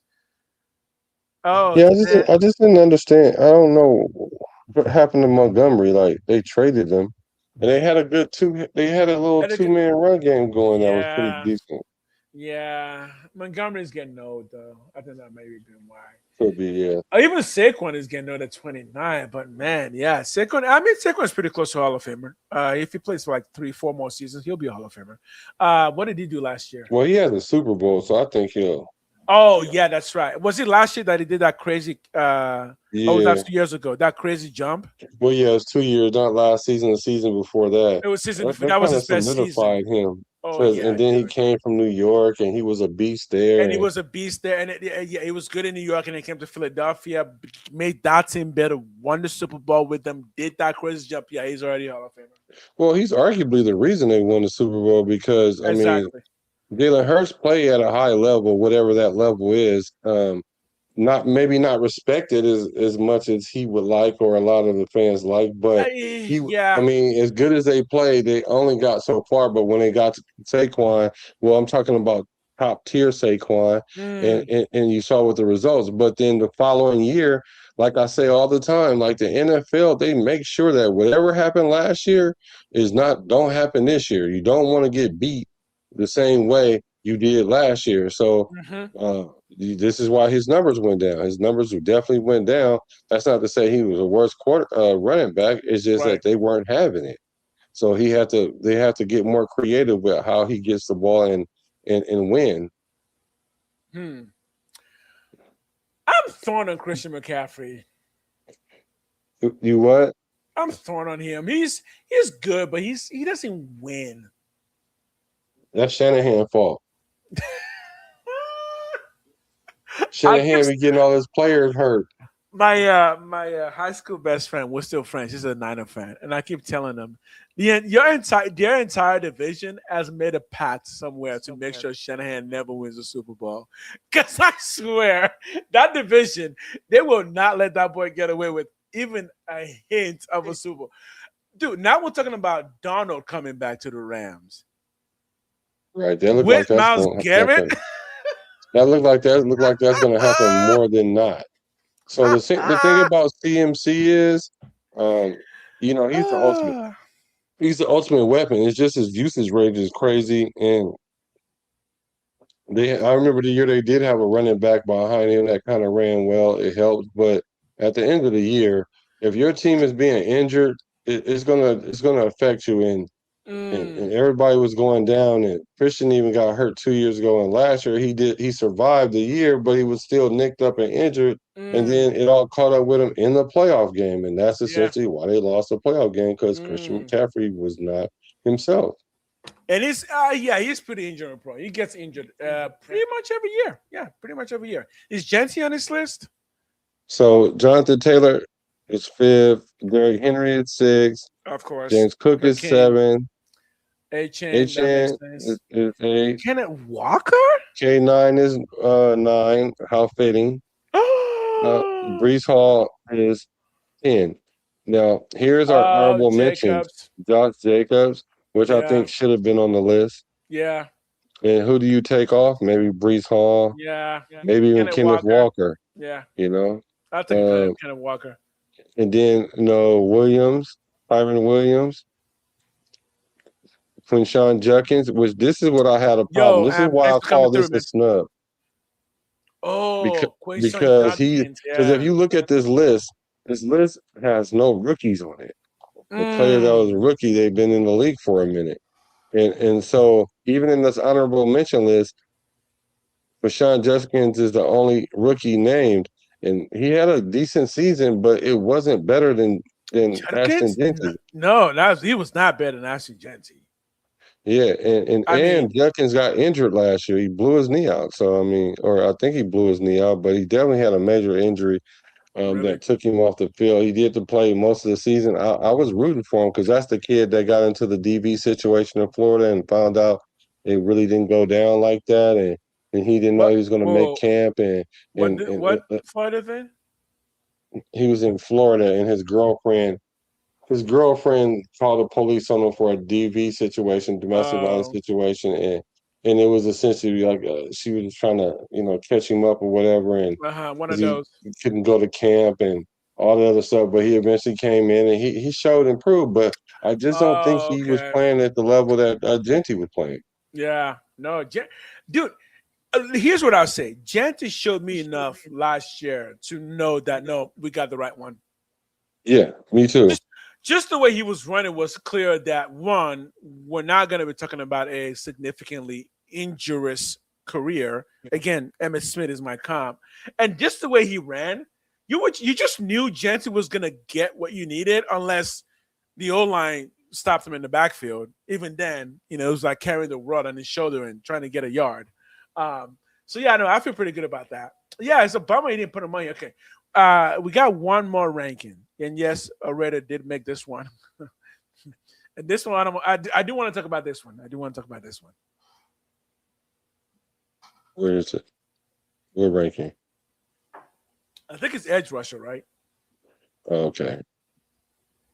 Because we didn't talk about this already, did we? No. Yeah, I don't think we did. Here we go. Let me see what you think about this one. Myles Garrett, number one. Yeah. I mean, it's Myles Garrett and the rest of the Okay. field. Okay. And then it's Michael Parsons at 2. Uh-huh. Will Anderson Jr. at 3. I agree with that. Max Crosby at 4. Who's 5? Let's see. Aiden Hutchinson. Oh, we did talk about this already. A little bit. Did. We did a little bit. Neil. And Hunter. I said, yeah. The more Jr. I think about it, though, no, I think that's a good spot for Max. I do too. I mean, Just because even what considering it still means to the NFL and the Raiders, yeah, I think that feels like a good spot for him. Because the question would be, on any given day, who do I think would be better than Crosby? And I'm comfortable to say Myles Garrett, Micah Parsons, Johnson last year on any given play that those three were higher than Crosby. But yeah, I don't think anybody else was. I actually think right now there's a big division in the D line of the top 4 and everybody else. I think it's like 1, 2, 3, 4. You do a couple steps down, put a couple blank space in there, just to make people know that there's a gulf here, and then you start the count over again. Yeah, I mean, I probably would switch at the top 5. One thing I do consider is the amount of double teams that these players take. Like, the number one person was I mean, just the AJ's popping, like AJ Cole's gonna pop it. AJ Ashton Jenkins. Oh, Ashton Jenkins. Oh, I'm like AJ Cole, the punter. Yeah, AJ Ashton Cole. Jenkins. Yes. Yeah, I mean, like the top 5 players are the ones that get the most double team, except for Will Anderson. He was like 5th or 6th. I don't even know I'm not even sure he was on the list now I think about it, but I know Myles Garrett was behind Michael Parsons. Michael Parsons was like 9% more. And then it was Aiden Hutchinson. That's why I was saying the top 5, because he gets the 3rd amount of double team. And then it's Max Crosby. Really? He was ranked 2nd last year in Hutchinson? Really? Yeah. Oh, maybe the highest ranking. The highest ranking. Last year he was ranked 7. Also, he bumped back up to 5. So, to be fair to him though, Jacksonville did pick wrong. They should have picked him over what's his name. Who did get a quarterback? No, they got the other edge. Um, Oh, the freak. I mean, that man was a freak show. He just got signed too, so he's not bad. Do you remember the year? Anybody on chat? The year Hutchinson was picked. Who was I think it was I think his name was also Trevor. No, who the? When was this? I don't remember his name. Edge for Jacksonville. I feel like his name is either Trevor or something Lawrence, and that's why it's hard to put those two together. Anyways, yeah, there was a big debate who was going to be better, the proven Hutchinson who was breaking college records, or the freak show Walker. Yes, is it Trevor Walker? I think Trevor Walker. Freak Oh yeah, show. Trayvon Walker. Trayvon He's the Walker. number one Here's the pick in thing, though. 2022. Here's the thing, though. He's not bad. He's not bad at all. Hutchinson is still better because Hutchinson is getting the rankings. He's not. But, and their career's not over yet. They're still both still young. They're still like 25, 24, right? Because he was the reason we drafted Tyree Wilson the next year, because Tyree Wilson was the exact same comp as this dude, only played 1 year, but a freak show, and he showed everyone just how powerful and strong he is. And obviously, Tyree Wilson got traded. So, yes, from Georgia. Yeah, from Georgia. Yeah. He was the reason we drafted Tyree Wilson. On an intellectual level, we were making the same exact point about Tyree Wilson we made about him. Yeah. It's just so hard to tell how your picks really pan out for real. Exactly, especially when you're getting into that like top dude. I mean, look, bust the bust for a reason. You can't. You're trying to look at all these players and you're trying to narrow it down to top 5 people that you think will for sure be great. Again, Sometimes is there a good reason to think that Mendoza might be a bust? It's happened before. I can see it happen. I mean, if it happened, I wouldn't be shocked or anything like that because it's the NFL. I mean, it's all about how you prepare for yourself because Yeah. the league is so much more competitive now as far as like you used to can come into the league and you can play a year and you were kind of safe for that year if you were like a higher level athlete. And so the league haven't caught up with you, so they usually take an Yeah. off season, and then hopefully you come back in and you increase your game, so that way that learning curve don't get caught up. But see, now what happened is being that they have the ability to, I can look at every third down play of this person and at home versus on the road, and then they just show you all the clips of the person. You can become obsessive and you can scout these players like even in real time better. So eventually, the league catches up with you faster. Right. Because here's the thing, like T. Walker, hit stick, you said, was stepping up. His stick, is that a Madden reference? Yeah, right. Because when that was added, 2015. Was it? Yeah, I think it was 2015 when Ray Lewis was added to was the cover. Because T. Walker was popping off at Georgia, but the issue with him was I think he only had one really good year at Georgia, and Agent Hutchinson had multiple good years at Michigan. I think he went to Michigan. And the debate was who was going to be better, but Walker had much better measurables. I mean, Walker was running like 4, 4, 4, 5. And the NFL war was going like, whoa. Dude, okay, remember when Mac got drafted before the combines? Nobody knew who Mac was because he went to Buffalo, and nobody knew who he was. And then at the combine, we were just like, whoa, who is this dude? And all of a sudden, he became a 4th overall pick and a Hall of Famer. That's what Walker was supposed to be. Hall of Fame? I don't know. For Khalil Mack? Oh, Hall of Fame? Wait a minute. Hall of Fame? Okay, you're getting me thinking. No Super Bowl, so boo on that. And he's played for some bad He teams. played for the Raiders, right? He Oh played for the Raiders. man. Then he played with the Chargers. I mean, unless the Chargers can make a run and be Oh and deep into the playoffs like multiple no. years. And, That's why he's not retired yet, right? He's like, I'm Hall of Fame, but I play for some shit teams. No one knows who I am. well, they know who he is, but he lost some of his sauce. I mean, he's still effective. He is. Okay. He's That's definitely still effective. we'll save that for another day. Khalil Mack Okay. Hall of Fame or not. We'll save that for another. That'll be interesting. It would be a shame if he wasn't though. Because Khalil Mack came onto the scene and he just blew the doors wide open. Again, he went to Buffalo. Nobody knew who he was to the combines. Right? Yeah, no, he was definitely not on the radar. I remember seeing him for the first time going, whoa, who is this dude? He was massive. He was so big. And then you find out at Buffalo, he was like linebacker, and then they made him edge for 1 year, and that's what it was. The last year of Buffalo, they moved him to edge, and they just wrecked the division. He just wrecked everyone. He was just like, who is this dude? Yeah, what was crazy about that was he was strong enough to toss linemen around. Lineman, yeah. I mean, his ability to toss linemen was crazy. Like, it was like, well, if you could do that, you might as well just try to run around the edge. Here's the question. Was that John Gruden's biggest fumble? That's the actual question.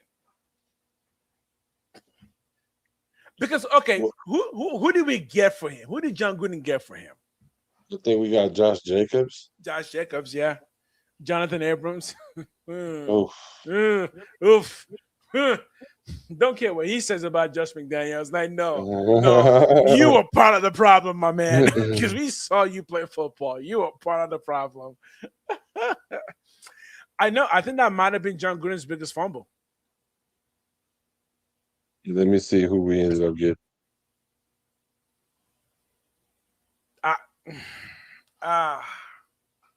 And that also hurt Mac. It really hurt Mac because the Raiders were becoming a better team, right? Let me just trade him to Chicago. Chicago was so bad too. I just want to see who we ended up getting. I know we ended up getting Josh Jacobs. Josh Jacobs, Jonathan Abrams was because remember we got two late we got Damon round. Arnett. We got Damon Arnett, Brian Edwards, Deshaun Austin. I don't even know who that is. So we essentially got Josh Jacobs. I mean, David Arnett played corner for us, and we ended up getting two corners, a wide receiver, and a running back for him. No, we got Josh Jacobs and pennies. Yeah, we got some fucking peanuts. That's what we got. we put our message up for sale, and someone showed up and he's like, "Oh, I got peanuts." But I would argue though that I think we went. I think we put together a better team with Josh Jacobs than we did with Khalil Mack on it. But then it's kind of hard to say that because one was offense and one is defense. One was defense. So here's the thing: Josh Jacobs with Derek Carr was actually pretty good. that was pretty good. Yeah, and they were fun to watch because they had the same energy. They just like clicked. I don't know why Carr wanted Tay because him and Jacobs actually did click quite well, man. Yeah, what you say? This is why you don't exactly because of because everybody's talking about these first 2 round picks as if they're guaranteed to be like. How we know they're even going to pan out? And not only that, edge rushers, other than left tackle and franchise quarterback. Look, man, let me just give you one little wrench there. I don't know how to see it. Quirk. Let me just give you one little wrench there, Quirk. Just one tiny little wrench. Max is 29 years old. Khalil Mack, when we traded him, was like 25. That does make a difference. Look, I'm not saying trade Max. I'm saying, though, I would be willing to trade a 29-year-old Max. And only because it's Max. I know you're going to hate me. But again, Max is built his entire game on never leaving the field, which means his entire game is built on just wrecking his body. this people are going to see this. There was a reason when the Ravens needed an out, they went to the only out they knew they had. Look, Max, this is what he does. He never leaves. His body's wrecked. He does this. He hasn't. He plays every snap. His knee's not good. It's gonna fall apart. He's not falling. I don't understand. He had an injury and now he's falling apart. Every player is going to have an injury to some degree. And his injury, the knee injury that he had is not some deteriorative situation because he didn't get the I see you, meniscus Mike. shaved. Mm-hmm. He didn't get the meniscus shaved. He got it repaired. So that way he has a longevity, a better chance of longevity Yeah. by going that route about it. Sure, he could have shaved it and then came back and then just been a warrior and all that. But he did what was best in the long term. And Right. being that he did it that way, it kind of gives him a new lease on life um, because now he doesn't have this alien injury that kind of was nagging him for the last couple of years Mm-hmm. that kind of slowed his production down. He actually just sat down and got it because he didn't want to come off the field. I can Okay. understand too much of anything is bad, right? I do. I understand that concept.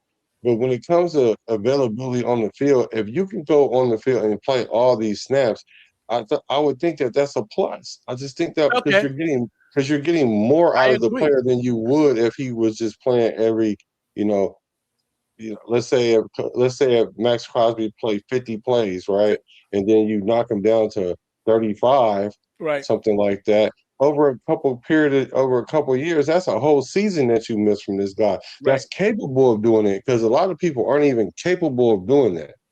And I feel you on that. And Mike, we're gonna get to your point right after what I say. And I feel you on that. What I'm saying is though, those were the same narratives that made it easy for the Ravens to back out of that deal because we're all pretty sure what happened was the guy that got Hutchinson, well, not Hutchinson, the guy that got from the Cleveland Browns, his agent just said, "Look, we'll you guys can sign him for a lesser deal, less money. Guess what? You can still keep your first round pick to draft whatever you wanted." I think once they saw that, they thought winning an out of this deal. Guess Right. what? The narrative was already there built. Max never leaves the game. That means you can't really trust his knees. And I think that's what they used. I do. I think that's what they used. Max could have walked in there with a red shirt on, and they would have said, "Well, you didn't wear purple, so we're gonna get Yeah, you out of here." I true. mean, like it really was. It was the optics. Like what you say is Mhm. what you say. It's not the optics. It's the same thing. It's the you use a certain words, The the way messaging, things look, the messaging. the The message. messaging was this that they've never traded their first round pick, and Mhm. so they were going to trade two of them. And so then they got nervous, and they did get your boy. Who was it? I don't even Henderson. remember. Hendrickson. Yeah, Yes, yeah, you're right. Henderson. Yeah, But the Trey thing about Henderson. it is, if you remember this list that we were just looking at, he wasn't even on the. He was in I, honorable mention on this list. So, I don't even think it's good enough to be anywhere near that list. But that's a whole so, different story. so Max Crosby and this guy is not comparable, and a lot of Right. people were saying it as if, oh well, we got a better player or a And player just as they didn't. good, and they didn't. They got a player, and they had to keep their draft picks. And I Right. need to look and see who their draft pick was this year to see if it even started panning out. But I mean, I just think they use any excuse in the room to to back Just out of real the quick. trade. By the way, real quick. The Browns, Jerry Verse, they got a monster. I'm telling you Yeah. right now, Jerry Verse, when they saw that trade, I think they were like, you know what? You know what? We'll take Jerry Verse and everything else you're giving us, right? I think that was a really good deal on both sides. Um, but yeah, look, I feel you. I feel you, but I can't discount my point in just saying, yeah, the narrative was kind of built and they used it. And we look, I agree with you. here's the question: are you happier that Max came back, or would you have been Yes. happier to get that first round pick? That's a I would question for Raider Nation. Give me an answer for no. that. Okay, so Yeah, yeah. your answer is no. Answer that on the playback and also in the chat. And my answer to that question is I'm so happy that the trade fell through. Like Okay. this, because essentially it's not like it was not like we were going to have three first round picks this year or whatever. We had an hmm extra one. hmm we'd have got another player. I mean, like, how do we draft better than what we draft? I can see if we just wasn't in position to make good. We really needed. We had a boatload of picks, Okay. and so the thing is, the hardest thing to to replicate is a star pass rusher. Like you don't. One of the rules is you don't trade away your pass rusher. You're trading the franchise off when you're doing that. And mind you, this player was our franchise player. So imagine taking your franchise player off of your team and trying to rebuild. Right. Rebuild on top of a new head coach, a new D coordinator, Okay. a new Okay. line. I see Like you. you I got to see. keep something stable there.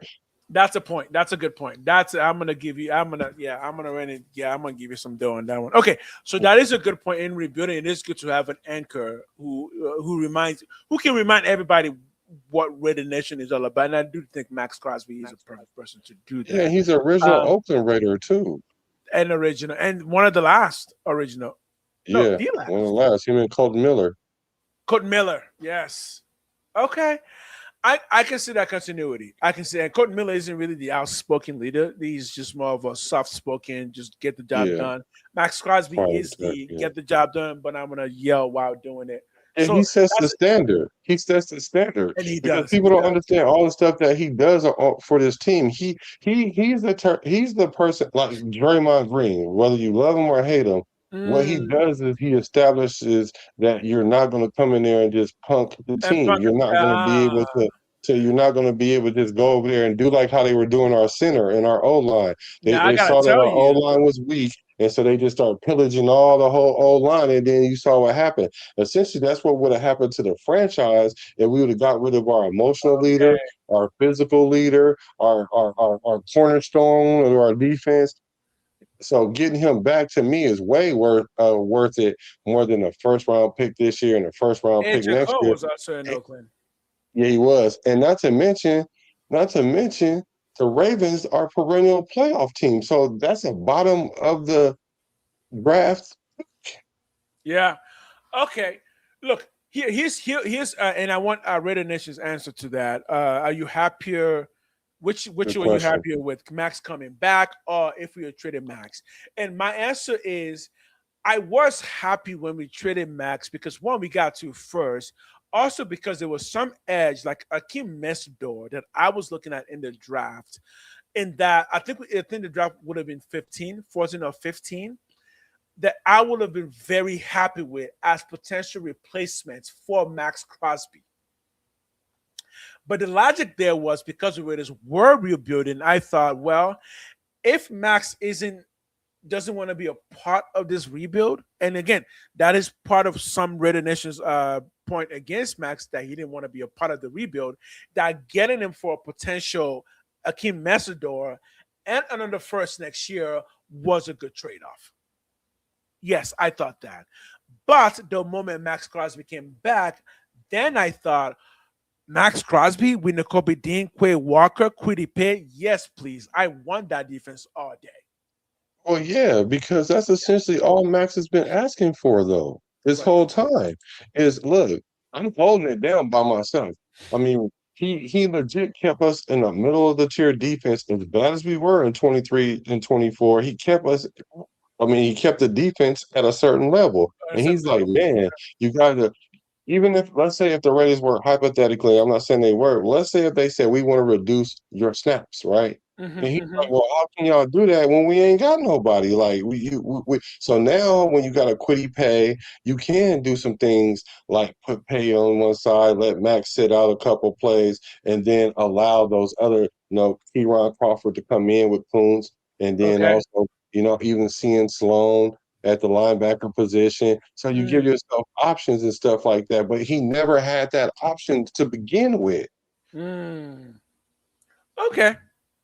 I can see that. I can see that. Anything I've had against Max really comes down to this for me. The Raiders need a rebuild. Now, when he was going to be traded, it was just clear that, okay, he wasn't going to be a part of the rebuild. And I said this when it was traded. We weren't streaming together then. But I did say that this trade was just going to be a 3-year rental to a Ravens fan. And I actually said it on Twitter to Ravens that, we'll get him back in 3 years from now once your contract with him is over, he'll come back and retire with the Raiders and probably come back when the team is more prepared, like Charles Woodson, right, in his second time around. I think the team, when Charles Woodson came back, was more prepared. Now, Max all of a sudden finds himself in a much better situation than even Charles Woodson did. So that could yield, hopefully, a Super Bowl or two for Max before his career ends, right? Yeah. But here's a question, though, because you are a Max supporter. After this year, where do you think Max is going to land on? Will he still want to be a part of a Yes. potential rebuild? Or Yeah. okay, so Yes, because he you think that Max understands is that. ride or die? No, it's not even that I'm ride or die Max, but I am though. I am though, actually, now that I think about it, I am, but I'm not looking at it from that lens. I'm looking at it the lens that he's as goal oriented as he is, he's realistic to know that this team isn't going to be a playoff team this year. But if we show promise that, we go out there, win 7, 8 games or whatever, then that'll feed his fire enough to be like, okay, cool, we right Okay, there. So we're we right can there. really make some moves. Now we just need a couple more players in the offseason, Mhm. whether it be draft or whatever, but we don't know what those positions are because we filled Draft so wide many. receiver. I can call it out for you. Draft a wide receiver. Yeah, right. Let's um, get to the Stockton Raider Mike. But before we answer that, who the Ravens did pick with their number 14 pick was Vega Ione, which was that lineman. They did the get a stud in lineman. that guy though. Yeah. They I know only a lot of Raider Nation wanted him. I do know yeah, that. I Raider wanted Nation him. were calling I for him. wanted him too. Okay. Okay. All right. Okay, so from Hopefully, what I heard, we shouldn't keep Khalil Mack because of Derek Carr's new contract. Derek said he would never let that happen again. They were very close. I heard that too. I heard that, but then when I looked into Yeah. it, it wasn't because of Carr's contract, from what I understand. I'll look into that again. I'll even look it up right now, just briefly. But the thing about that is if we really want to keep Khalil Mack, we would have Yeah. kept Khalil Mack. I It's think just so the too. fact that Gruden came in and did an overhaul. Gruden had a certain type of player that he likes. He don't like a player that feels like that, you know, he's bigger than him or something like that. He had this problem with Rich Gannon initially because Rich Gannon was giving him a lot of pushback, but the production on the field allowed that reign that Gannon had. Oh, It's dude, a Gannon gave him matter of, a lot of pushback. yeah, he did. And it was a matter Oh, of egos. So he uh-huh. didn't want to have a piston in the win contest with Yeah. Khalil Mack because there's really no piston in the win contest when it comes to that because we loved Khalil Mack a lot, maybe as much as Gruden. So Gruden got rid of him, and he didn't just get rid of Khalil Mack. He got rid of a lot of our the soul of our team, if you know what I mean. Like they got rid of what's a quarterback that was, I mean, wide receiver that was playing good, that played for the Niners. I can't Michael think. Crabtree. Michael Crabtree was going crazy. He was. Michael Let's see Crabtree who was else better was. on the Raiders than it was on the Niners. Yeah, he was. Which is so funny because I remember when Michael Crabtree got drafted because I actually wanted him to be drafted by the Raiders. Because Michael Crabtree was good coming out of Tech. Where did it come from? Georgia. Was it Georgia Tech? No, not Georgia Tech. Texas Tech. Texas Tech. Yes, Texas Tech. Oh, he was so good. Yeah, he said he didn't want to come to the Raiders too when he was getting drafted. He specifically said he did not want to be a Raider, and that's why I didn't like Crabtree. But then he came in and changed my mind because he balled out for sure. Oh, he balled out for sure. This is who we got rid of: Michael Crabtree, Amari Cooper, Oh, Marquette King, Jahad Ward, and remember I man. said we got rid of the soul of our team. Like them was on our team. Granted, Amari Cooper was fine and stuff, but I mean, like Yeah. these are some of the top players. Like we got rid of both our wide receivers and our premier rusher. Like that's crazy. And our Pro Bowl kicker and You know what I Jahad just realized? Ward. You know what I just realized? Mark Davis stopped making the biggest mistake he kept making early on in his career. So when Mark Davis came in, took over there, you know the first thing he did Who that? was to fire Jackson, Hugh Jackson. Oh yeah, Ground Huey. Yeah. Hugh Jackson was to fire Hugh Jackson, replaced him with Was that when he replaced him with We got yeah, Jack Del Rio, was that the Jack Del Rio replacement? and then because after that we got Gruden. Oh Right? shit. Okay, that makes sense now. He just basically just kept firing people and replacing them with somebody else. Yeah. Because Jackson was good for us in his last year. He was good, and that was the Al Davis game. So he was, and that wasn't a bad season. And then all of a sudden he was gone. Jack Del Rio came in, and then 2 years later, Jack Del Rio was gone. Yeah, and then it was just fine and fine after that. Yeah, wow. Let's see. Yeah, I'm gonna look and see if oh, Mac wanted to reset the market and he couldn't reset the market because let me see. The Bears gave him 6 years, 141 million with 90 guaranteed. Mm, And then during this time too, when you're trying to build a team as a mhm. quarterback, you can't take all the money though. Like you can't take a big chunk of it because then you'll be in a situation like Joe Burrow. Yeah. You Okay. can't get Again, players around so you this better. this was also the point when we were having a conversation about the Raiders being cash poor, and I do remember a lot of that factored into why the Raiders weren't able to kind of do the contract in a way to get him paid. But yes, I do know he wanted to set the record, and I think he did. Right, the Bears did set the record. Yeah, the market, yes. And I'm gonna be honest, I think Khalil Mack was good enough to have demanded that type of treatment.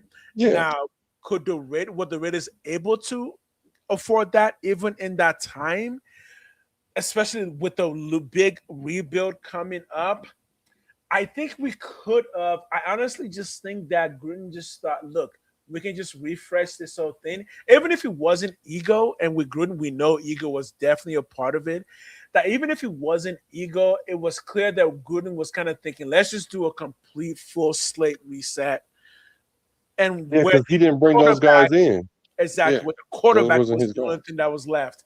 And it just so happens that Derek Carr was a Gruden quarterback. Because remember, he was in the Gruden QB thing. And John Yeah. Gruden was like, Derek Carr is an amazing quarterback. I'm trust me, this guy's incredible. So I think once he got his hands on Derek Carr, the entire plan was we're going to build around Derek Carr. Yeah. Yeah. And I want you to answer this question Oh, to you, thank you. but Dennis but Allen was but but, after you. Yeah, but Dennis before Allen we was get after to you. that, Go ahead. I just want to read this real quick. It says in 2017, Derek Carr signed a 5-year, $125 million extension, making him the highest paid Mhm. player in NFL history at that exact moment. While Carr actually restructured his contract intentionally to leave room for Mack and Gabe Jackson, having a $25 million a year quarterback meant the Raiders had less financial flexibility than teams with a quarterback on a cheap rookie contract. But yeah, I mean, but Carr no longer was on a rookie contract. So but Oh, that was Carr's second contract. yeah, I, it I was. I remember that one. That was a He's big supposed to get conversation. paid. So He he's was supposed supposed to to get try to paid. it's the business of it all. And if he intentionally left room to restructure for Mack and Gabe Jackson, essentially what it boiled down to was guaranteed money. Hmm. I Yeah. mean, just ponder that. But here's your question. We didn't get it. We didn't get it good, Raider. We didn't get it good, Raider. That was the problem. We should have pressed the trade button right about now, not when the player coming out of surgery. Oh, okay. Yeah. I, uh, um, look, I think there's a lot of people who wouldn't mind trading Max. Yeah. Why though? I call it the Madden brain because in Madden it was That's what I always. call it. That's exactly what I call it. That's exactly what I call it. Like Man, this is Madden. You can trade here. whoever you want to. I dug that hole for you for a reason, but if I'm gonna dig a hole, best believe I'm not stepping in it. Here's what I'm saying. The Madden logic, there was logic to the Madden logic. That is, a 29-year-old player, once you start getting to that age, that is about the time where you kind of want to move them on, unless they can guarantee you more championships. That was the logic behind the Madden brand. It wasn't just, oh, this player is 29 years old, let's trade him. It's, do you have something for me in terms of getting me to the championship? Because again, the Rams kind of do the whole Madden thing. It's like, oh, we're gonna bring in this player just to fill in this particular hole. So that is kind of the logic with that. You're kind of getting up there in age. Can you win your Super Bowl? No. Okay, let me trade you in and get somebody who's gonna potentially win your Super Bowl 2 to 3 years down the road. So that's the logic behind the Madden brand. What's your thoughts on that? Okay, I can see that, and then and not only that, Al Davis was big on that. Okay. Get more juice for the squeeze, Oh, right? and Like chat's like you talking. said, Chat's talking. So we chat. They're talking. It's a sack yeah, town, but and yeah. yeah, I'm gonna answer that too because he makes a good point. But I'm just saying that if you can get more capital and re-up. And Mhm. essentially, okay, I've used this player. I got his prime years out of him. He still maybe got like a prime 2 years or a year, and a half, 2 years or whatever, where the team that we traded with don't feel like they're getting worked because they know that they got a 29-year-old player and his peak years is probably like up to 31 or something like that. Then yeah, this is the time to pull the trigger. And if your team is not trending up, then there's not really a need to keep Mm, him because, like people say, we were losing okay. with him. Yeah. But okay, so the Raiders are interested in that because we were not trending up with him, but Right. the moment we lost him, we trended way up, and then him Mhm. coming back, now it's like, oh, How, okay. how how did we trend way up when we got rid of No, no, Max? no. Oh, no, I'm saying because we signed a bunch of people. Okay, okay. Yeah, Yeah, yeah. yeah, So yeah, the yeah, team yeah, got yeah, better yeah, yeah, yeah, because we yeah. signed a bunch of people. So then it became, oh, you got way better. Wait, just let Max stay and then just remain way better, right? Because the Well, real but the question but is the if argument, but Max my is leaving, argument is why not do that while he was here? Because we still got him and we still did it. So that means okay, it was possible. So so really, it plays into Mac's narrative that you guys didn't do all that you could in order to build a team around us because it I'll ended say up happening surgery. anyway. But except for it happened on accident, so to I'll speak. say surgery. I'll say surgery. That's the answer. Because even See, for but the I for, think that's a bad excuse because no, Max only missed 7 games, right, in his career. no, And none of I those know. games were, all of them was at the end of the season shutdown games. So it's not like he couldn't have played the season and then got the surgeries on the Okay, off cool. season. So But answer this question. we were trying to protect our investment by shutting them down and Answer getting this them back question. on the field faster. And we're gonna get to the Mac Jones and Dak real quick. But answer this question. Hmm. From the logic of the game, doesn't Max, who could potentially miss 5 games next year, is he more useful on the Raiders team that's rebuilding or on another team that could use Max missing 5 games? Because again, let's say hypothetically, Max misses any game next season. I think the point is that we don't want a Max that could potentially be missing games, right? You If think you think Max is you see what going I'm to miss saying? games next year at the beginning of the season? I don't I think don't that's what know. I don't know. I his don't know. surgery, his injury and his recovery time doesn't dictate that. His injury is a repair of the meniscus. He got the Okay. meniscus repaired. It's not like he Jamar McCoy, and we don't know if he gonna fall apart any moment.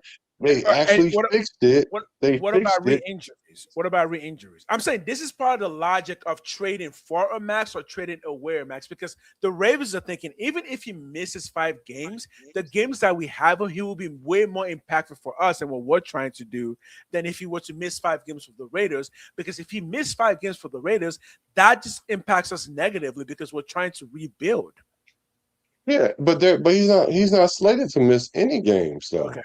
Well, if the Yeah, but knee, if his knee is fine, which it looks like it is, but again, he hasn't practiced. But if his knee is fine and it doesn't miss significant games, then yeah, having Max back. But I'm telling you right now, if Max ends up missing like 8 games, Raider Nation is oh gonna no. start talking and saying we should have traded him. Well, that's anybody. I mean, anybody that missed 8 games, we're gonna say that. If Brock Bowers missed 8 games, then we're gonna be Yeah, like let me he tell you injury this because prone. I He know got you've been hurt watching two this, years in a row. right? I have not But seen this. I know you've been, but I have not seen this. you haven't seen this? Okay, here's Max Crosby at the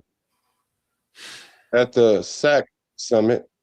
He was racing against Jared Verse. Look, off the takeoff to see who hits the hand first, and he literally beat him by a lot too. He saw how he was looking, and then they asked him about it to see what he said. And this is what he said too. See, those first couple steps, like I mean, like if he was really injured, that's the beauty of this thing. What speed are you able to go right now, Max? On the leg? With I know you want to go 110% today. How's the recovery in the leg going? How do I look? He looks 1,000%. I feel amazing. He's ready to go. I feel amazing. Ready to go. Been incredible for sure. Okay. Yeah. Look. I'm down. Right? If it's gonna be hate, it's not gonna be that kind of hate. I'm down. If Max is good to go, I'm down. But I also think that Raider Nation was anyone who was kind of happy to say, yeah, Max, you're getting a little bit older in age, and we know the way you play. Any kind of injury to you is going to hurt us more than it's going to hurt the Ravens. I also think that's a logical move for somebody to make in their head. And that's the reason why I was okay trading, because I thought, you know what? We can get a younger edge, Akeem Messidor, over trying to, again, run it back with the 29-year-old Max if he can be more useful for the Ravens, who may not need him the entire season. Look, the Ravens will have used him at the beginning of the season, and if he got injured, they will have rested him as long as it needed to do a playoff push. That was their plan. Right? Yeah, I think they didn't. I think they probably was thinking kind of like how you were thinking, is he going to miss any games at the beginning of the season? And if he do miss 2 or 3 games, it didn't even have to be 5 games, because 5 games would be a lot. If he'd have missed 2 or 3 games, then you would have been like having some level of concern. Or, he comes in 2 or 3 games later, then he got to get used to playing on that team. Then it's going to take until the end of the season for him to start hitting his full stride, which wouldn't have necessarily been a bad thing, right? I don't know. I just think really they just use that as an excuse because they got scared. Well, it wasn't buyer's remorse, but what is that when you scared to buy something, or you scared to go in and pull the trigger on the deal? And that's essentially what they were. And again, once the other guy's team came along with a lower deal to say, hey, look, you're just trying to go for a playoff push because Derrick Henry is getting old. So the Ravens playoff push is really only in the next 3 years, right before Lamar Jackson starts getting to the point where it's like, okay, now your age is slowing you down a bit. So I think once they realize they can get somebody at a lower price and still maintain that first round pick, I think for them it just made more sense. And then to say, look, if Max's knee is not going to be maybe not ready, this guy's knee is ready right now. He will start the season for a lower price, 1-year deal, 2-year deal. That was better for them because they would have had to give Max a new deal. But look what we replaced him with. Quiddy Pay. That's not even a comparison though. Like really though. Right. Moneyball. It's Quiddy Pay. Yeah, you're right. Moneyball. Yeah, it's a Moneyball pick. Yeah, exactly. Hey, Stone Raider, you're right. It was Dennis Allen. He was here for a hot second. Man, Dennis Allen was good though. It proved that he was good. We were just so impatient, man. Yeah, we were impatient. You guys have no idea how long the Raiders have been hiring and firing coaches. Pretty much after John Gruden, all we did was hire and fire coaches. Yeah, and so Sacktown Raider Mike makes an excellent point. He said you have to remember back in those days the Raiders were very poor financially. They didn't have that guaranteed money like they do now. Good point. Excellent point. And it didn't even start becoming a major issue till like around 5 years ago. Where it's just like, okay, this not having money then is going to hurt. Obviously, that was the point where Mark Davis was getting the money, as we now found out. Turns out Mark Davis has been trying to get out that money, and guess what? The man got the money, which, again, that's going to be Mark Davis's legacy, getting that money for the Raiders, because that was the next step. Like, yeah, we've got the legacy, but in the modern NFL, you need resources to keep up. Being able to get backed by $100 billion business company, that's Mark Davis' legacy to the Raiders. He literally made the Raiders a financially successful business for the next 50 to 100 years. Mark Davis did that? Well, $100 billion backing is a lot higher than what Al Davis did. Now, I agree with that. Yeah. I totally agree with that. I just don't think Mark Davis spearheaded that. He was just a beneficiary of it all. as far as I know, Mark, he is the business guy, and that's how I raised him. I raised him to be the business guy. Because Mark doesn't know football, right? He's not a football mind. He's actually a business mind, and I believe that's how Al Davis raised him. Because the point was that he would take over the Raiders and take them to the next level. And I think as far as the financial side of it goes, yeah, he's done that. Now, can he get some Super Bowls? That would solidify him as a Hall of Fame in football if he could get some Super Bowls. Because again, Al is a Hall of Fame, right? Because he got 3 Super Bowls. If Mark Davis doesn't get any, I don't think he's going to be a Hall of Fame in the NFL. Yeah, I'm not holding my breath for it. And what you say? That was the word I was looking for, Sacktown. Cold feet. When you get cold feet, yes, I think the Ravens got cold feet. Yeah. They were scared to pull the trigger on the deal because the messaging that the Raiders essentially got Tyler Linderbaum and 2 first-round draft picks, and they just got Max Crosby. Yeah. Okay, we should end soon here. Actually, we should end already. Yeah. Let's see what he say. Last one. Amy Trask was willing and dealing to keep the Raiders afloat back then. Mm-hmm. Yeah. A lot of people were doing the work because again, it takes a lot of work to get it. Just like it takes a lot of work to get a YouTube channel monetized or get us to the next level. We need those likes. We need those comments. We need those that support to keep going. It was the same process to get the Raiders to where they are now, and that process was to build the legacy and then showcase that legacy to secure the funds to keep that legacy going. So yeah, I hope Mark Davis can win a Super Bowl because if he does, he will be a Hall of Famer. But Yeah. Well, we thank you guys. We appreciate you guys for hacking into the show. We appreciate the love. We appreciate the loyalty. Mm-hmm. And y'all already know it's one nation. The only nation is the only nation all day, every day. From the Bay to LA, to Las Vegas. Right now. I'm a Raider from the Bay to LA to Las Vegas. Rest in peace to Al Davis.